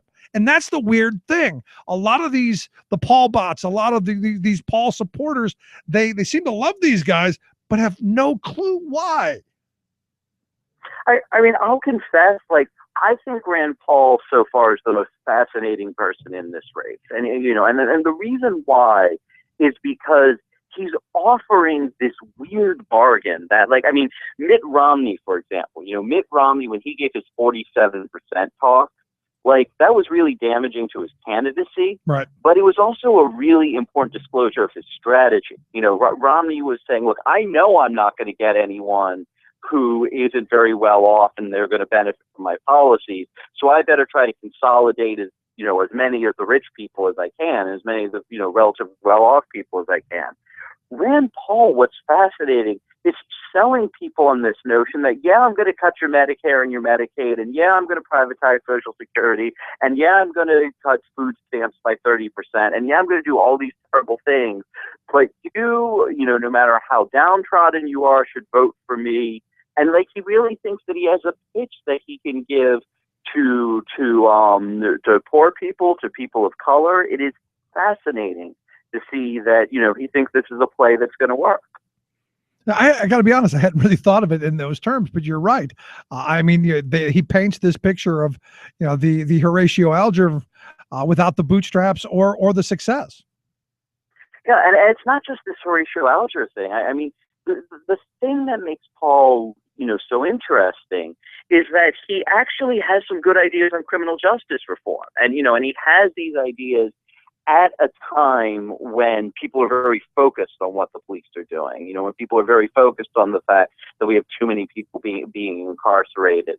The problem is that the bargain that he's offering people, it's a very sad and pessimistic bargain. He's essentially saying to folks that, you can't have the health care that that you depend on in order to pay for your bills. You can't have food stamps or a safety net in case you fall below a certain level. You can't have union rights. You can't even have anti-discrimination laws. But what I will give you is you won't get shot and killed by the police. And, if that's the best that America can do, that, you know, we say everyone has to like live in a ditch, but at least they won't be killed by cops. You know, I mean, I hope that's not the country we are. Yeah, I hope so too, because then it takes that two Americas frame that John Edwards used to talk about really in a vast different direction. I mean, we really are two different Americas then. Yeah, no, it's absolutely right. I mean, you know, what's interesting about Paul, I mean, I've written a lot, you know, I read a lot about it in my book about the origins of libertarianism. And I mean, it goes back, you know, a lot of it goes back to this guy, Herbert Spencer from the 19th century, who wrote about how we should just allow for to die off because, you know, if they starve, then like, you know, the human race will become stronger and better without them. You know, Ayn Rand, who Rand Paul supporters, I'm sure, are very frequently inclined to enjoy refer. Yeah, I think we lost Ian. Are you here? Did we lose you? You got me, Rick? I think we lost him. I think we lost Ian there. But no, at the end of this, you know, the reality is, as I look at this stuff, and I'm sure that if you want to take a look at Ian's piece, we'll get a link over at thericksmithshow.com. His piece is Rand Paul's favorite philosopher thinks poor people are parasites. And look, you know, there is that Republican talking point out there that, you know, we should just let those poor people die off. If you remember, there was a guy running for Congress in South Carolina who came up with you know, Mama used to say, don't feed the dogs because they'll just go out and reproduce. He said the same thing about welfare. You know, we shouldn't be giving those people, you know, the dogs. We shouldn't be giving them food because then they'll have the energy to go out and reproduce, and you can't have that. For me, though, here, I guess in about a half an hour, it's Marco Rubio is going to throw his hat into the ring as well. So you start looking at the Republican candidates out there. You know, Rand Paul. You start looking at Marco Rubio, Ted Cruz, Scott Walker is going to probably throw his name in. You're looking at probably Jeb Bush. You know, there's a lot of fun just there.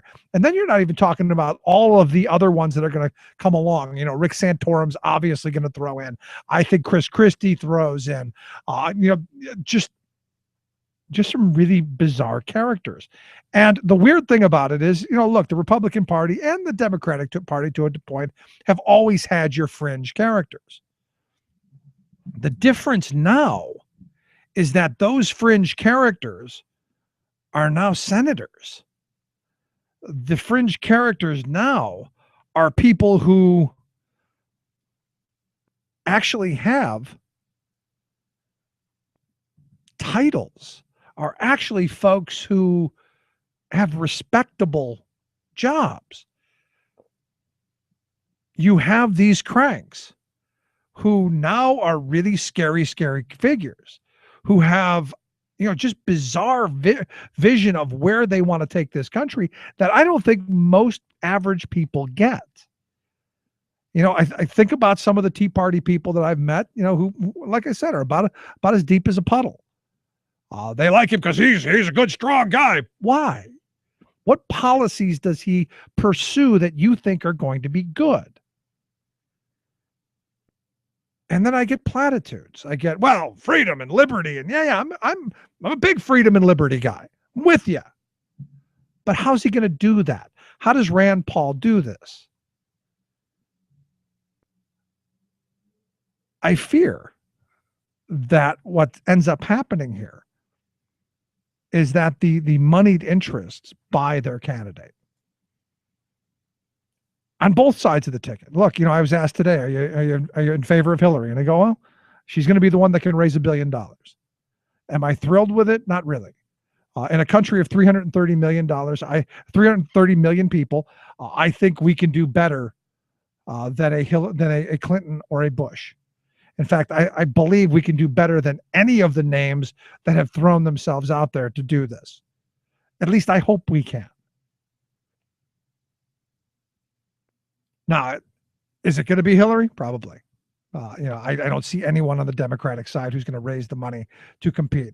I've said it before, and I'll say it again. I am most certainly a supporter of Bernie Sanders, I think he's the one who really has a firmer grip on where we should be going.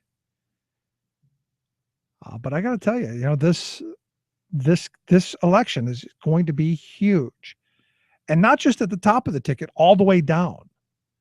We have one of the most gerrymandered Congresses, I would have to say, in the history of this country. And that's not going to change until 2020.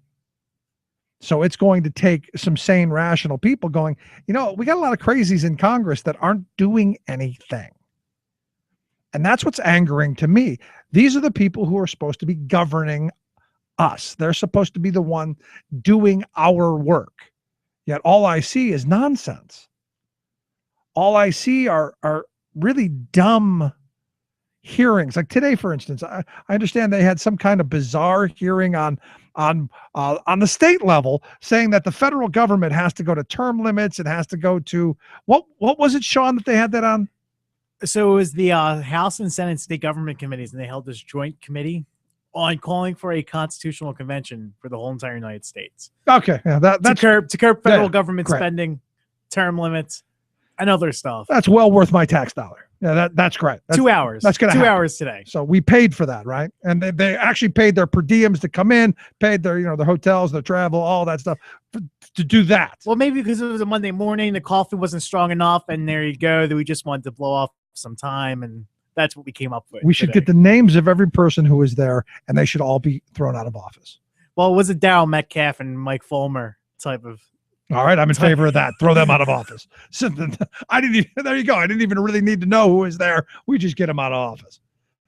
But don't you think on a certain level, this is just ridiculous that they would spend that when there are so many state level, because remember, they're the ones who govern the state, why they would be calling for a national constitutional convention that is just in no way possible going to happen in our lifetime.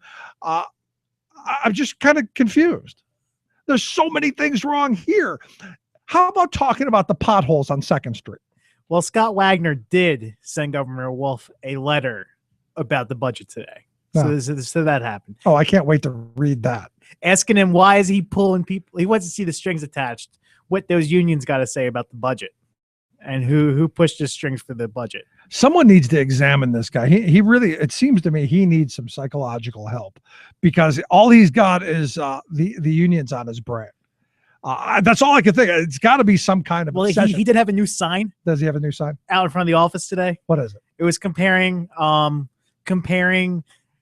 the lion and gazelle type of thing, right? He called the private business the lion, the private industry the lions, the private sector, and the public sector was the gazelle getting hunted by the lion. And this is how we should act on a daily basis. We should be those lions and take down those gazelles. If only we could tune the lions and gazelles after a certain senator. Just a thought. Let's take a quick break. Right back. Stick around. You listen to the Rick Smith Show. Just wow. We gotta get organized. We gotta do it today. No more madness, confusion. No more disarray. We gotta get organized. You're listening to The Rick Smith Show. I'm Rick Smith, and this is Labor History in 2. On this day in labor history, the year was 1919. Labor leader and socialist Eugene V. Debs was sent to prison for speaking out against World War I. Debs was a well-known figure. In 1894, he had led the American Railway Union out on a strike against the Pullman Railway Car Company. 250,000 railway workers walked off the job in support of the strike until it was brutally crushed by the United States military. Debs was arrested and served time in prison for his role in the strike. Due to his popularity, government officials were alarmed by Debs' pacifist stance. So, in 1917, when he gave a speech against World War I in Canton, Ohio, he was arrested under the Espionage Act. The act had been passed a few months prior, making it illegal to interfere with the armed services recruitment efforts during wartime. At his trial at a federal court in Cleveland, Ohio, Debs defended himself. In his final statement, he explained his motivation. I am thinking this morning of the men in the mills and the factories, of the men in the mines and on the railroads. I am thinking of the women who for a paltry wage are compelled to work out their barren lives, of the little children who in this system are robbed of their childhood. He was found guilty, and so on this date, he started his 10-year sentence.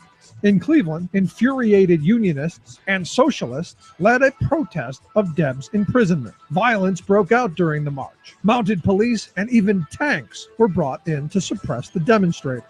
In the aftermath, 2 people were killed, more were injured, and dozens were arrested. While in prison, Dems ran for president of the United States on the socialist ticket, receiving nearly 1 million votes. Finally, in 1921, President Harding commuted Debs' sentence to time served. Labor History in 2 brought to you by the Illinois Labor History Society and The Rick Smith Show.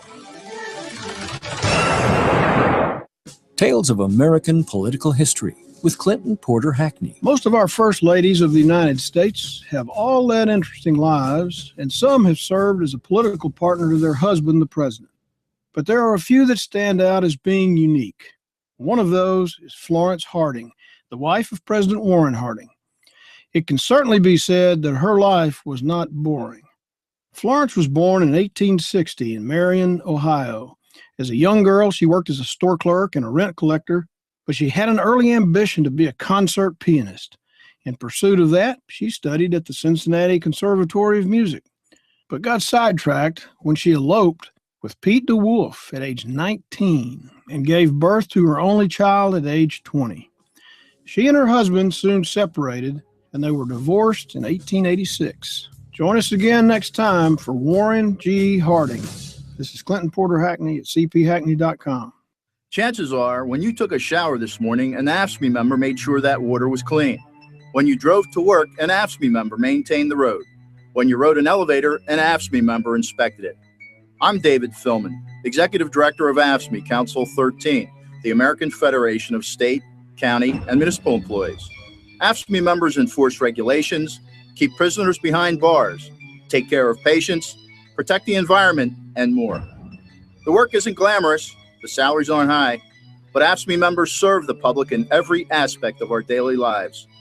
Chances are, you'll never see that AFSCME member working in a sewage plant, diving underwater to repair a bridge, or answering a 911 call. But aren't you glad they do? For more information, visit AFSCME13.org. We are AFSCME.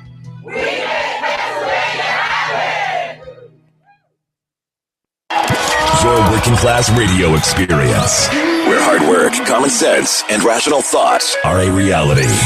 The Rick Smith Show. Working hard to make a left, reach out a robbery. Father, son, left to carry on, blue denim, and his vein. Oh, he's a working class man. Welcome back to the Rick Smith Show. Here's one of those things that really kind of bothers me, and I think it should bother everyone. We have starved city governments so much. We have had this tax cut fetish for so long that we've really starved local government. And we've starved local government to the point to where they're actually going out and selling deputy jobs, like honorary deputy positions for money. We need revenue into the deputy department here, into the sheriff's department. So we'll give you an honorary, deputyship or whatever you want to call it, or a reserve deputy or whatever you want to call it. And you get to go play, deputy with a gun and bullets and handcuffs, like a real cop. You don't get paid, of course, but you can have all the toys, right? And you can go riding around like you're somebody, like you're a big tough guy. And now, of course, you don't get paid, and you actually pay for the privilege to do this. Perfect in conservative world. Well, this case in Tulsa, Oklahoma. And just today, just to kind of undercut the whole thing, Mr. Bates, Mr. Robert Bates, he has been charged with manslaughter and the death of a young man who was this Eric Harris, who he shot while Mr. Harris was being arrested. The video is online. Here's the weird thing. When you sell deputyship positions, when you sell these jobs, there should come some measure of training. Just a thought. Because as they tackle this Mr. Harris, there's an altercation. They're rolling around on the ground. There's kind of, scuffle going on. Mr. Bates, a 73-year-old guy who has given tens of thousands of dollars to the police department over the last several years, reaches for his taser, right? Because he got to tase him. Woohoo! Big fun. Going to be able to tase somebody. Yes, this is what I've been paying all this money for. But instead of grabbing the taser, he grabs the gun and he shoots the man dead right there on the street. Now, I think I have a whole bunch of problems with this situation, Sean, but the first one being, why is a 73-year-old man running around with police carrying not just a taser, but a gun with it? I don't know the difference between a taser and a gun. I don't know that I want you on the police department. Yeah, I'm pretty speechless over this. This is the first time I'm actually hearing. I saw it on my Facebook timeline. This is the first time I'm actually hearing about the story. And that's pretty shocking. That's leaving me speechless. Now, the folks there in Tulsa, the good newspaper there, did a little investigating. And what they found is this highly regarded reserve deputy program has a bunch of people. And it's not just this one 73-year-old wealthy guy who keeps giving money.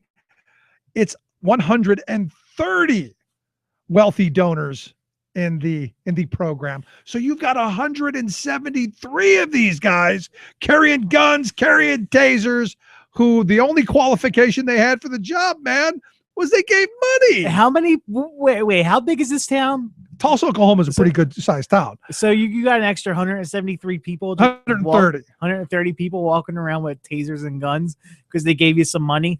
I mean, I don't see it be like the size of Philadelphia where, you only got like 400,000 people at the most. And you got 170 rich people walking around free guns and free tasers for the hell of it. Yeah. Bring your own, man. But then again, you go, well, it is Oklahoma. But I go, no, there's a problem here. And to me, the problem is with the resources that we've starved local governments over. And also this shoot first mentality. As I'm watching the video, the muscular, well-built cop and his 6 or 12 buddies didn't have much of a problem restraining this guy, especially after he was dead. But there's even more. Check out the video. There's some graphic language, some stuff like that.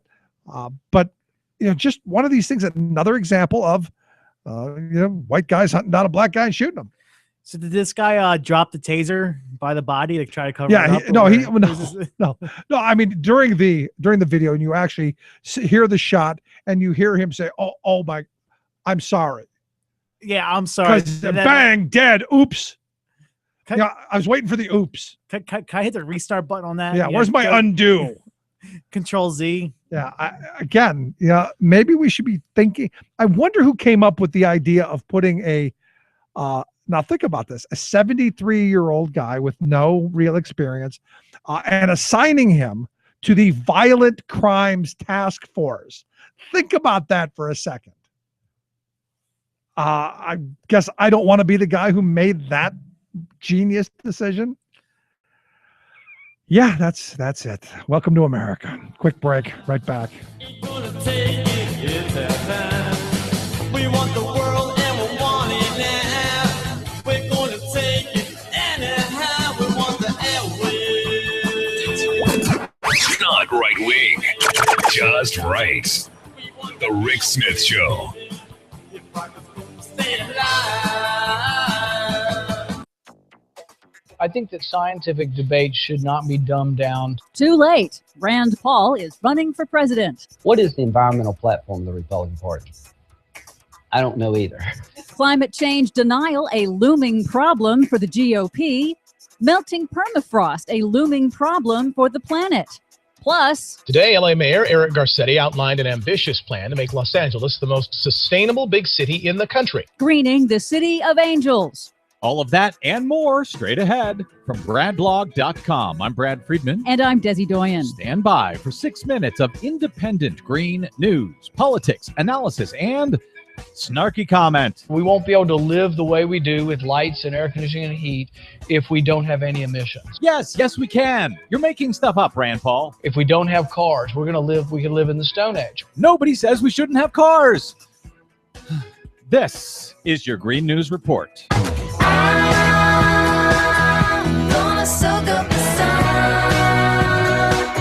Okay, Desi, I can already tell I'm going to get crazy this year during this 2016 presidential election debate. They're already making me crazy.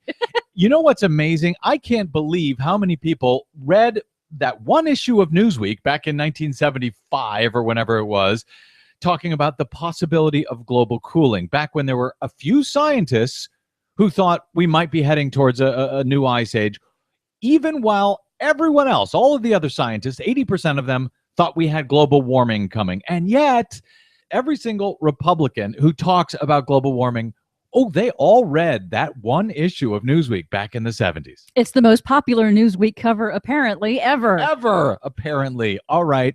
What kind of news do you have to make me crazy today?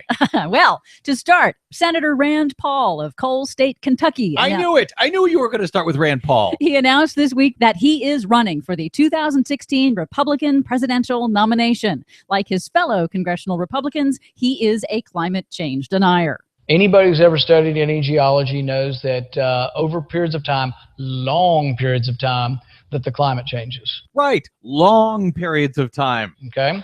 I'm not sure anybody exactly knows why. Yes, they know why. They're scientists. They know exactly why it changes over long periods of time. Volcanoes, comets hit the earth. Yes, they know these things. Just because you don't, Rand Paul, doesn't mean that scientists don't understand it.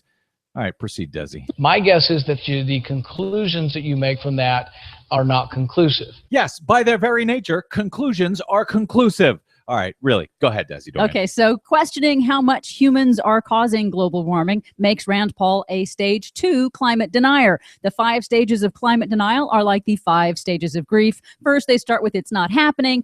Then it's not us. Next, he'll probably move on to it's not that bad. And I think that the GOP will move on to it's too expensive before next year. Oh, yeah. That's already where they are. They think it's a question between saving the planet and saving the jobs. It's a completely false choice. And climate change is a looming problem for the Republican Party. Polls continue to show strong majorities of Americans want politicians to act on climate change. Last month at the Council on Foreign Relations, Republican Senator Lindsey Graham of South Carolina admitted the GOP has a problem. So I think the Republican Party has to do some soul searching, and we got to figure out where we are as a party. What is the environmental platform of the Republican Party? Deny. I don't know either. So I'd like to come up with one. It's deny. That's what it is. They've already come up with one, Lindsey Graham. Meanwhile, the planet continues to ignore politics. Up in the warming Arctic, permafrost is melting. That's releasing tons of greenhouse gases. The U.S. Geological Survey just measured it, and the good news is the permafrost seems to be melting too slowly to trigger abrupt climate change. But the bad news is permafrost emissions are still huge and will count against the total emissions we can safely emit in coming decades. Yeah, I think those conclusions are inconclusive. But innovations are moving ahead without the GOP. It's a vision of Los Angeles many of us wouldn't recognize. A greener city of the future where Angelinos ride bikes, take trains, or walk. Walk? Who are you? And what have you done to my local newscast? Well, the mayor of Los Angeles, Eric Garcetti, on Wednesday released the city's first long-term sustainable development plan, a framework that sets priorities for managing growth over the next 30 years and adapting to climate change. The plan's goals are challenging, but Angelinos are demanding it, according to Garcetti. I don't think that I have to tell Angelinos what to do. I think Angelinos are doing it. And I'm not telling people, get out of your car and get on a bike. They're demanding that they have a safe space and places to get on their bikes. It's a serious plan to cut air pollution and cut LA's greenhouse gas emissions by transitioning to renewable energy, increasing electric car infrastructure, solar, mass transit, affordable housing, and maximizing energy efficiency and water efficiency in all buildings. I'm proud to live here in LA, but I'm still not walking. For much more on all of these stories and the ones we couldn't get to, check out our website at greennews.bradblog.com. While you're there, please consider a donation to help the Green News Report stay on your public airwaves. Find us and follow us on the Facebook and the Twitters at Green News Report. From bradblog.com, I'm Brad Friedman. And I'm Desi Doyen. And this has been your Green News Report. Walking in LA. Walking in LA. Nobody walks in LA. Walking in LA. Nobody walks in LA. I don't know who to be. The most important issues of the day. This is the Rick Smith Show.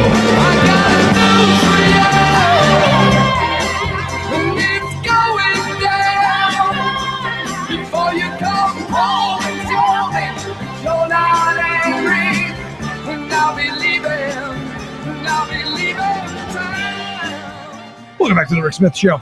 Check out the website, thericksmithshow.com. Questions, comments, something on your mind, you can email me, Rick, at thericksmithshow.com. So the news the other day, Darren Sharper, you may remember, safety with the, I believe, New Orleans Saints, if I'm not mistaken. He had been accused of rape in a number of states, Arizona, California, Louisiana, and Nevada. Pled guilty. I guess he's going to serve about 10 years in jail for what they're saying is what they're calling him as a serial rapist. He will spend about a decade there. Once he gets out, though, some interesting things. They're going to track him with GPS for about 5 years. He will undergo, he'll go under drug and alcohol treatment. Can't go near bars, can't go near liquor, none of that stuff. He'll do the sex offender training thing. I'll get some treatment, banned from sex shops and internet dating and anything having to do with that. And he will not be able to travel away from home for more than 50 miles. Can't spend the night anywhere for, I guess, like 10 years. Also be able to have to take one of these penile plethysmographs where they show you pictures and see what makes you happy. There you go. So good for him. Only 10 years. I'm surprised, but that's what money. I guess that's what money will get you. Let's find out what's going on around the rest of the world and in Washington, D.C. Justin Duckham, Talk Radio News Service. Justin, thanks for taking time for us. Hey, Rick, great to be here. So what's the good news? Hillary in, right? So the Democrats have a candidate. The first full day of her as an official candidate, and that, of course, has had everybody weighing in on the news that everyone was already expecting, of course. And also today at around 6 o'clock, we're expecting the formal announcement from Marco Rubio. He apparently told donors today in a closed-door meeting that he is, in fact, going to be running for president. So that's already sort of out there, but we are going to get a nice little announcement from Miami from him tonight. I got to tell you, I'm a huge fan of Marco Rubio. Cannot wait for the cavalcade of crazy, the Rand Paul. I can't wait for the debate. I'm wondering how many podiums are going to have to set up, and will they do it in a circle? So maybe they can, knock each other off, maybe a caged match. Man, that's going to be interesting to see. The RNC has, of course, tried to take great steps to ensure that this is a much shorter primary season than the last time around, just because, that certainly didn't do Romney any favors when we had, Bachmann and Santorum and, the gang being treated as, legitimate candidates for about a week at a time. But, with so many interesting personalities on the stage this time around, including Rand Paul and Ted Cruz and to a lesser extent Rubio, it's quite likely that, there's nothing the party can really do to avoid, them taking some pretty interesting shots at each other. So who's officially in right now? I mean, you got Paul, you've got Cruz, right? Rubio here in a little bit. Who else is officially in? Well, Clinton, of course. And we're still waiting on a good number of Republicans. There's still speculation about Jindal. Santorum, of course, is going to be running. Rick Perry has been mobilizing behind the scenes. And Christie, of course. And on the Democratic side of things, there's, continuing speculation that Jim Webb, who is not the most well-known figure, may enter the race on the Democratic side. Joe Biden is still rumored to be considering a run over here, which is something that's put the White House in sort of a difficult position, of course, because that was sort of one of the underlying topics today at the press conference. And so there's still plenty of time for other people to enter and surprise us. This is only going to get more fun. Yeah, no, I mean, sitting in this chair, I'm thrilled. The next name and the next name, it only gets better. No, it certainly does. It's going to be fun to see how this develops. We've already had Ted Cruz for a while now, so it's kind of like we got our desserts first. But we could be surprised by who may ultimately enter this. There's still a chance that we could get Trump of all people, or somebody like that. Oh, please. I know, right? Because I'm still trying to figure out who the woman is going to be. I have chosen as, and this is an early guess. My early thought, the VP nomination is going to be, in my view, Susana Martinez.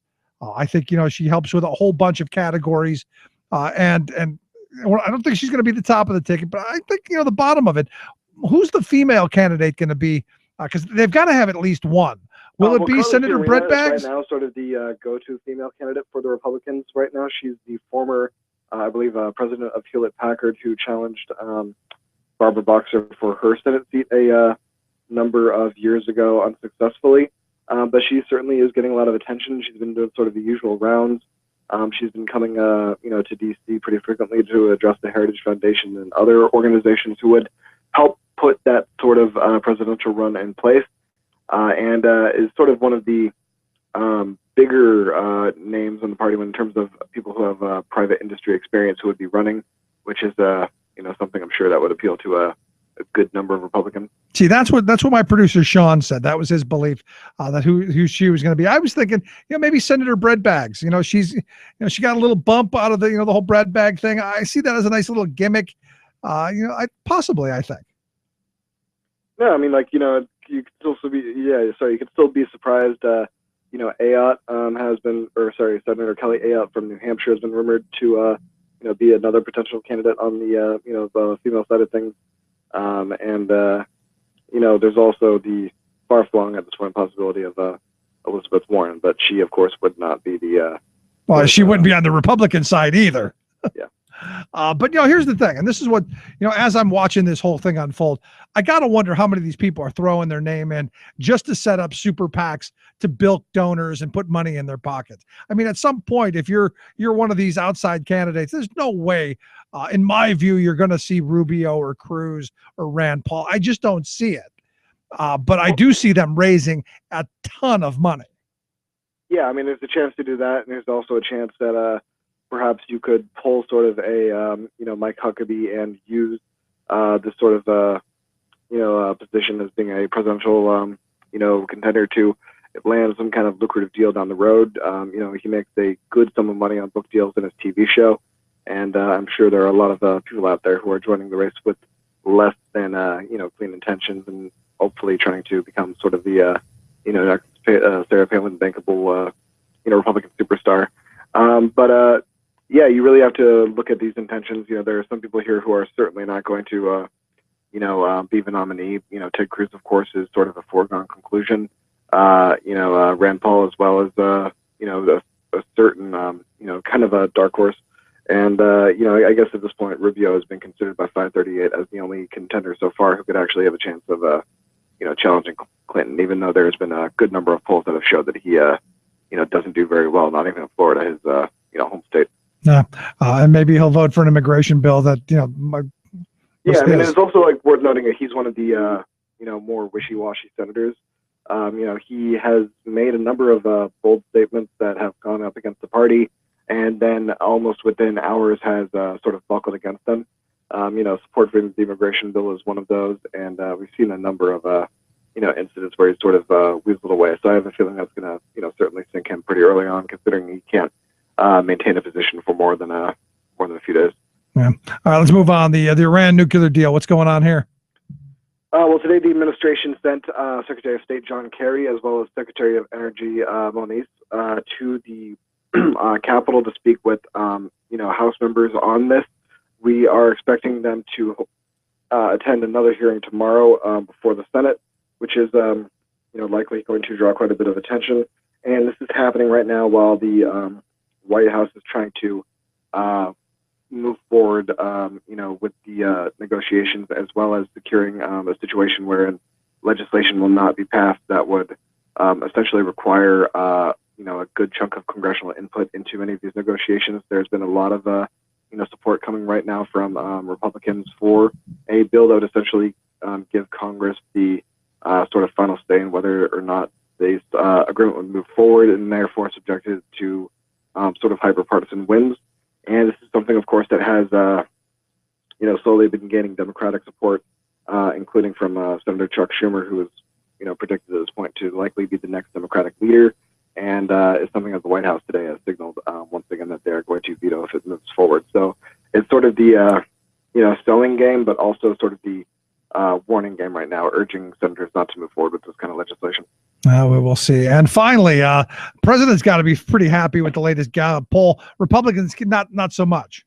Yeah. This is a new poll from Gallup that shows that about 9 out of 10 Americans now have health insurance. And this means that the insurance rate is now down to about 11.9% in the first quarter for the U.S., which is pretty big news. This is being attributed to the Gallup poll, by Gallup, to sort of a twin scenario of the economy improving as well as the healthcare reform law, both of which spell out pretty bad news for Republicans. And there you go, going into the 2016 election with some good news for them. Good. Justin, always great talking with you. Appreciate you taking time for us. Thank you, Rick. Justin Duckham, Talk Radio News Service. Quick break, right back after this. Stick around. You're listening to The Rick Smith Show. We're working people. Come to talk.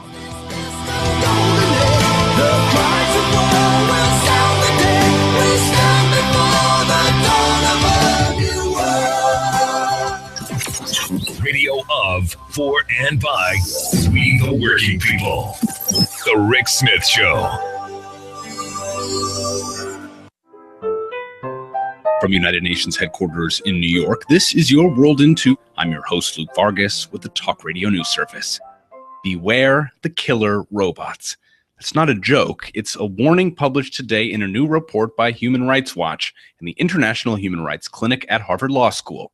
Bonnie Doherty, a senior researcher in the Arms Division of Human Rights Watch, explained what's meant by that term killer robot. It's a system that would select and engage targets, so identify a target and fire on the target without meaningful human control. They're the step beyond drones, which are remote controlled, because they would be operating fully autonomously. These kinds of weapons haven't been rolled out just yet, though some defensive systems, like Israel's Iron Dome missile shield, do respond automatically to threats. Doherty says the main legal issue with killer robots is accountability, since any crime requires both a criminal act and intent, or mens rea. But autonomous weapons don't have that mind. And as today's report said, quote, robots cannot satisfy the mens rea element of a crime, and thus cannot be charged with a crime, even if they commit criminal acts. Some suggest commanders be held responsible for weapons they procured or knew were in use, but Doherty says that's unfair to victims and sets a dangerous precedent. In terms of just assigning responsibility to a higher level official, I think that raises again the question of fairness, because it's not deterring future users and they could just pass the buck to their superiors, not creating retribution because victims don't feel that the person that punished them is the one that's being held accountable. So what to do? Human Rights Watch is calling for killer robots to be banned before they ever take to the battlefield. And Doherty says that wouldn't be without precedent. And that happened in the case of blinding lasers in the 1990s. They were banned before they existed. The World in 2 is taking a few days off overseas, but we'll be back on Monday, April 20th. For more global news headlines, visit talkradionews.com.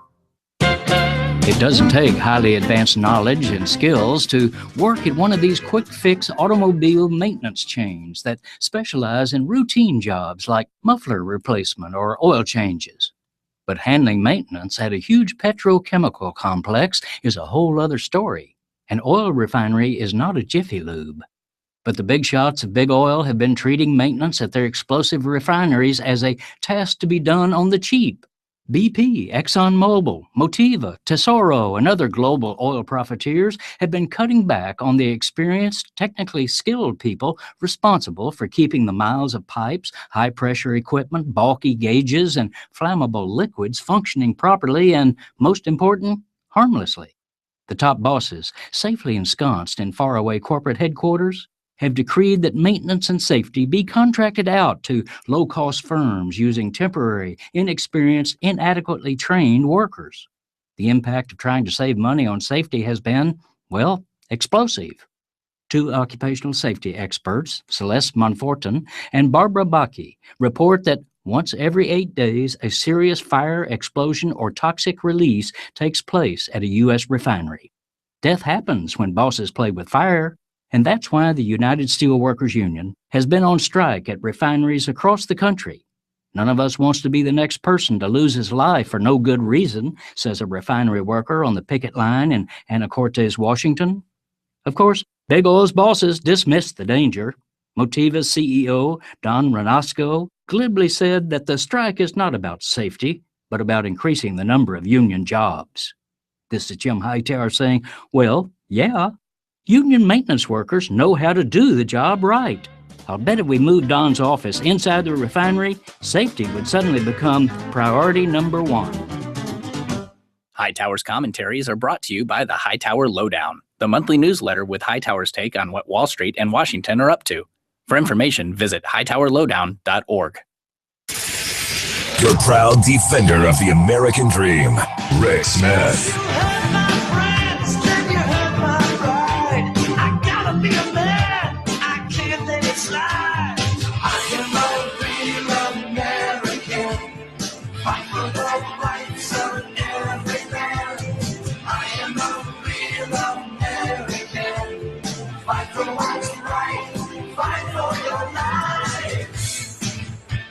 Welcome back to the Rick Smith Show. Check out the website, thericksmithshow.com. Questions, comments, something on your mind. Email me, Rick at thericksmithshow.com. So I came across this story this morning. One of those things that's kind of a pet peeve of mine. Evidently, there are a couple of parents. There's a couple of parents up in there in Maryland who let their free-range kids walk home. And I guess now we're naming parents who allow their kids to walk around as free-range parents. The kids were found, I guess, about a mile from the house. They have two kids, a 6-year-old and a 10-year-old, who I guess back in December, the kids were found, walking, home alone from, the park or wherever they were. And the parents were charged with child neglect. And they were evidently found responsible, whatever that means, for allowing their kids to walk home. And that ruling meant that officials would keep a file on these people for 5 years, and the case would be expunged if no additional reports were filed. Well, here, just the other day, evidently another report has been filed because the children, I guess, this 10-year-old and the 6-year-old, were left unsupervised at a park. Now, I started thinking about myself as both a 6-year-old and a 10-year-old. And I remember as a 6-year-old, kindergarten age, I remember walking in a housing project that was kind of a war zone. I mean, you saw people stabbed, you saw shootings, you saw all kinds of insanity, fights constantly, all kind of stuff. I remember walking at least a mile from my house, probably much further, to get to the local school to play at the playground. I remember being gone from morning to night and my mother not really having an idea where I was. And I got to be honest, most people my age, the same thing. They were gone. They went out and played. They were all over the place. I got to be honest, I'm not thrilled that society is training us to be these helicopter parents, that we have to know everything our kids are doing at every second of every day. The other day, just on Saturday, and this is one of those things. I just bought a pickup truck to do some yard work with. I spent a couple of $1,000s to buy a truck, to be able to move stuff around. I need wood to, do some things and some stone and some all kind of stuff. I'm going to need that over the summer to do some, work in the backyard. When I was a kid, I remember riding in the back of a pickup truck. I was, 6, 7, 8, 10, 15, whatever. I'm standing up, the wind, all that stuff. Now, look, when I was a kid, the kid who flipped out and landed on the road and became pizza, he didn't reproduce. You thinned the herd. I'm okay with that. And, my kids were in the back of the truck after the baseball game having their cookie and all of that stuff. And I said, hey, let me drive you around the parking lot because I dare not go out on the road, because that would be a federal crime and I would probably be executed in public over. So we just drove around the parking lot. And of course, I told my wife this, and she gave me this look like, I'm insane and just screaming for federal charges. But we have become this very bizarre world. So this morning when I'm at the dentist, I had read this story before I went to the dentist, and it was on my mind. So there were 5 women in the office that work at the dentist's office, and I asked them, and this is the scary thing, none of them would let their kid walk from where we were down the street to the park to play. Wouldn't let it happen. The 6-10-year-old, not going to happen. In fact, the one woman said, my daughter's 21 and she better call if she's going to be late. And I'm going, but why? And it came down to, even though, look, the childhood abduction stuff, all of that stuff is actually going down. Even though we report everything, it's actually going down from what happened in the past. And they understood that. It came down to very simply, these women that I talk to, they don't trust their neighbors. They don't trust. That was I don't trust people. And that's something that 30 years of Reaganomics, 30 years of breaking up communities, of tearing down communities, of defunding communities, that's what this has brought us. It has brought us to, we don't trust our neighbor. We don't trust the guy across the street. Just a bit ago, we were talking with Editor Zero, Kevin Mahoney, over at the Raging Chicken Press. And he was talking about when he was a kid, all the parents were keeping an eye out going, hey, you, I know I'm not your parent, but don't do that. And, I can't tell you how many different people smack me upside the head for doing something wrong. And if I went home and told my mother, she'd smack me too. How did this happen? How did we get here? How did we get to a place where a 9-year-old's playing in the park while the mother works at McDonald's across the street, and she gets arrested and thrown in jail for allowing a kid to play in the park where other parents were and other kids were, and there were lots of people around? How is that possible in this day and age? And I guess the other question is, why? What is it about us that now we have decided that this is how life for our children is going to be? We're supposed to check all of their texting and all of their internet and all of their travels and all of where they go and what they see and they think and they hear and all of this stuff. And I got to be honest, I'm a little uncomfortable with it. And are we training the next generation of kids to be reliant and used to somebody looking over their shoulder? This is the scary thing to me. Because if you're used to your parents looking over your shoulder, you're not going to have much of a problem with Big Brother looking over your shoulder. And I'm a little weirded out, and I'd be interested what people think. Send me an email, rick@thericksmithshow.com. Think back to your childhood when you were 6, 7, 8, 9, 10. Could you walk to the park down the street from your house? Go play on the playground, swing on the swings? Sean, in the last couple of minutes, were you allowed to do that in Philadelphia? Yeah, I mean, I lived about a half mile away from our neighborhood grade school, and I was there a couple of years. I would walk, do that 8, 9, 10 years old, walk right down the street, go to school, come back home, or walk home during lunch and go back to school, for the afternoon. I've never personally had a problem with that. Growing up in the city, how I used to walk over a mile to go catch a train to go into school every day in high school. No, that's different. You're a high school. Well, yeah, but you're not walking through some of the best parts of the area either. True. And you gotta, no. And I find that stuff to be bad. It's the helicopter parents and stuff like that. But with what, I think we gotta start trusting kids more. This is the thing that the parents got into. They said, it's not that I don't trust my kids. It's everybody else. We've been trained to fear everybody else, constantly inundated with, he's out there, the boogeyman's out there, and he's coming for you. I mean, when I was 9, 10 years old, my parents would leave me home alone with my sister. Oh, you better not do that now again. Oh, no. Like when my parents went out for the night, Sean, you're watching your sister tonight. I was 10, she was 5. You're staying in, you're watching your sister. If there's any problem, give a call to your aunt and uncle. See, now my wife's not, nope, that's federal crime. I've got a 12, a 9, and a 6-year-old, and the 12-year-old going to be 13 soon. My wife's like, nope, we can't leave her home.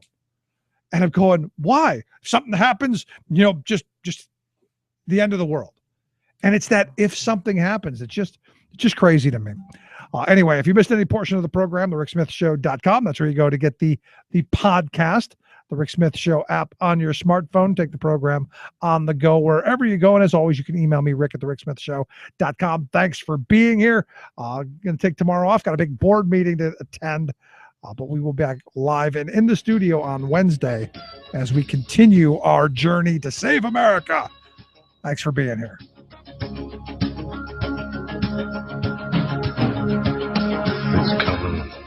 You've been listening to The Rick Smith Show. Together, we can make America better. Email rick@thericksmithshow.com or interact with us anytime at thericksmithshow.com. Until next time, this has been The Rick Smith Show, where working people come to talk. It's coming like the time of flood beneath the lunar sway. Imperial, mysterious, in amorous array. Democracy is coming to the USA.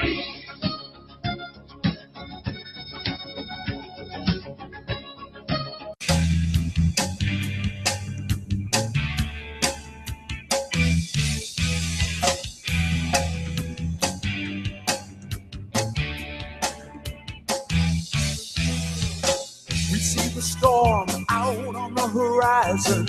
The clouds grow dark in the midnight sky. We feel the fire burning in the belly. The flame leaps out with an angry cry. From the underground where the night is endless. From the mine and rig where our work is done. From every plant and every nation we cry. We are many, we are one. Power, there is power in the union. Power, there is power in our hands. Power, we stand and fight together. There's power in a union of many lands. Power, come and reach across the borders. Power, come and open up your eyes. Power, when we stand and fight together. There's power when we organize.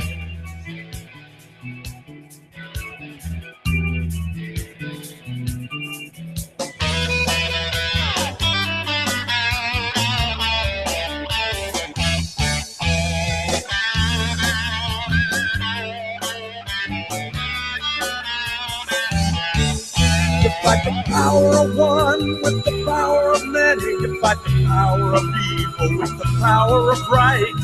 You fight hatred with love.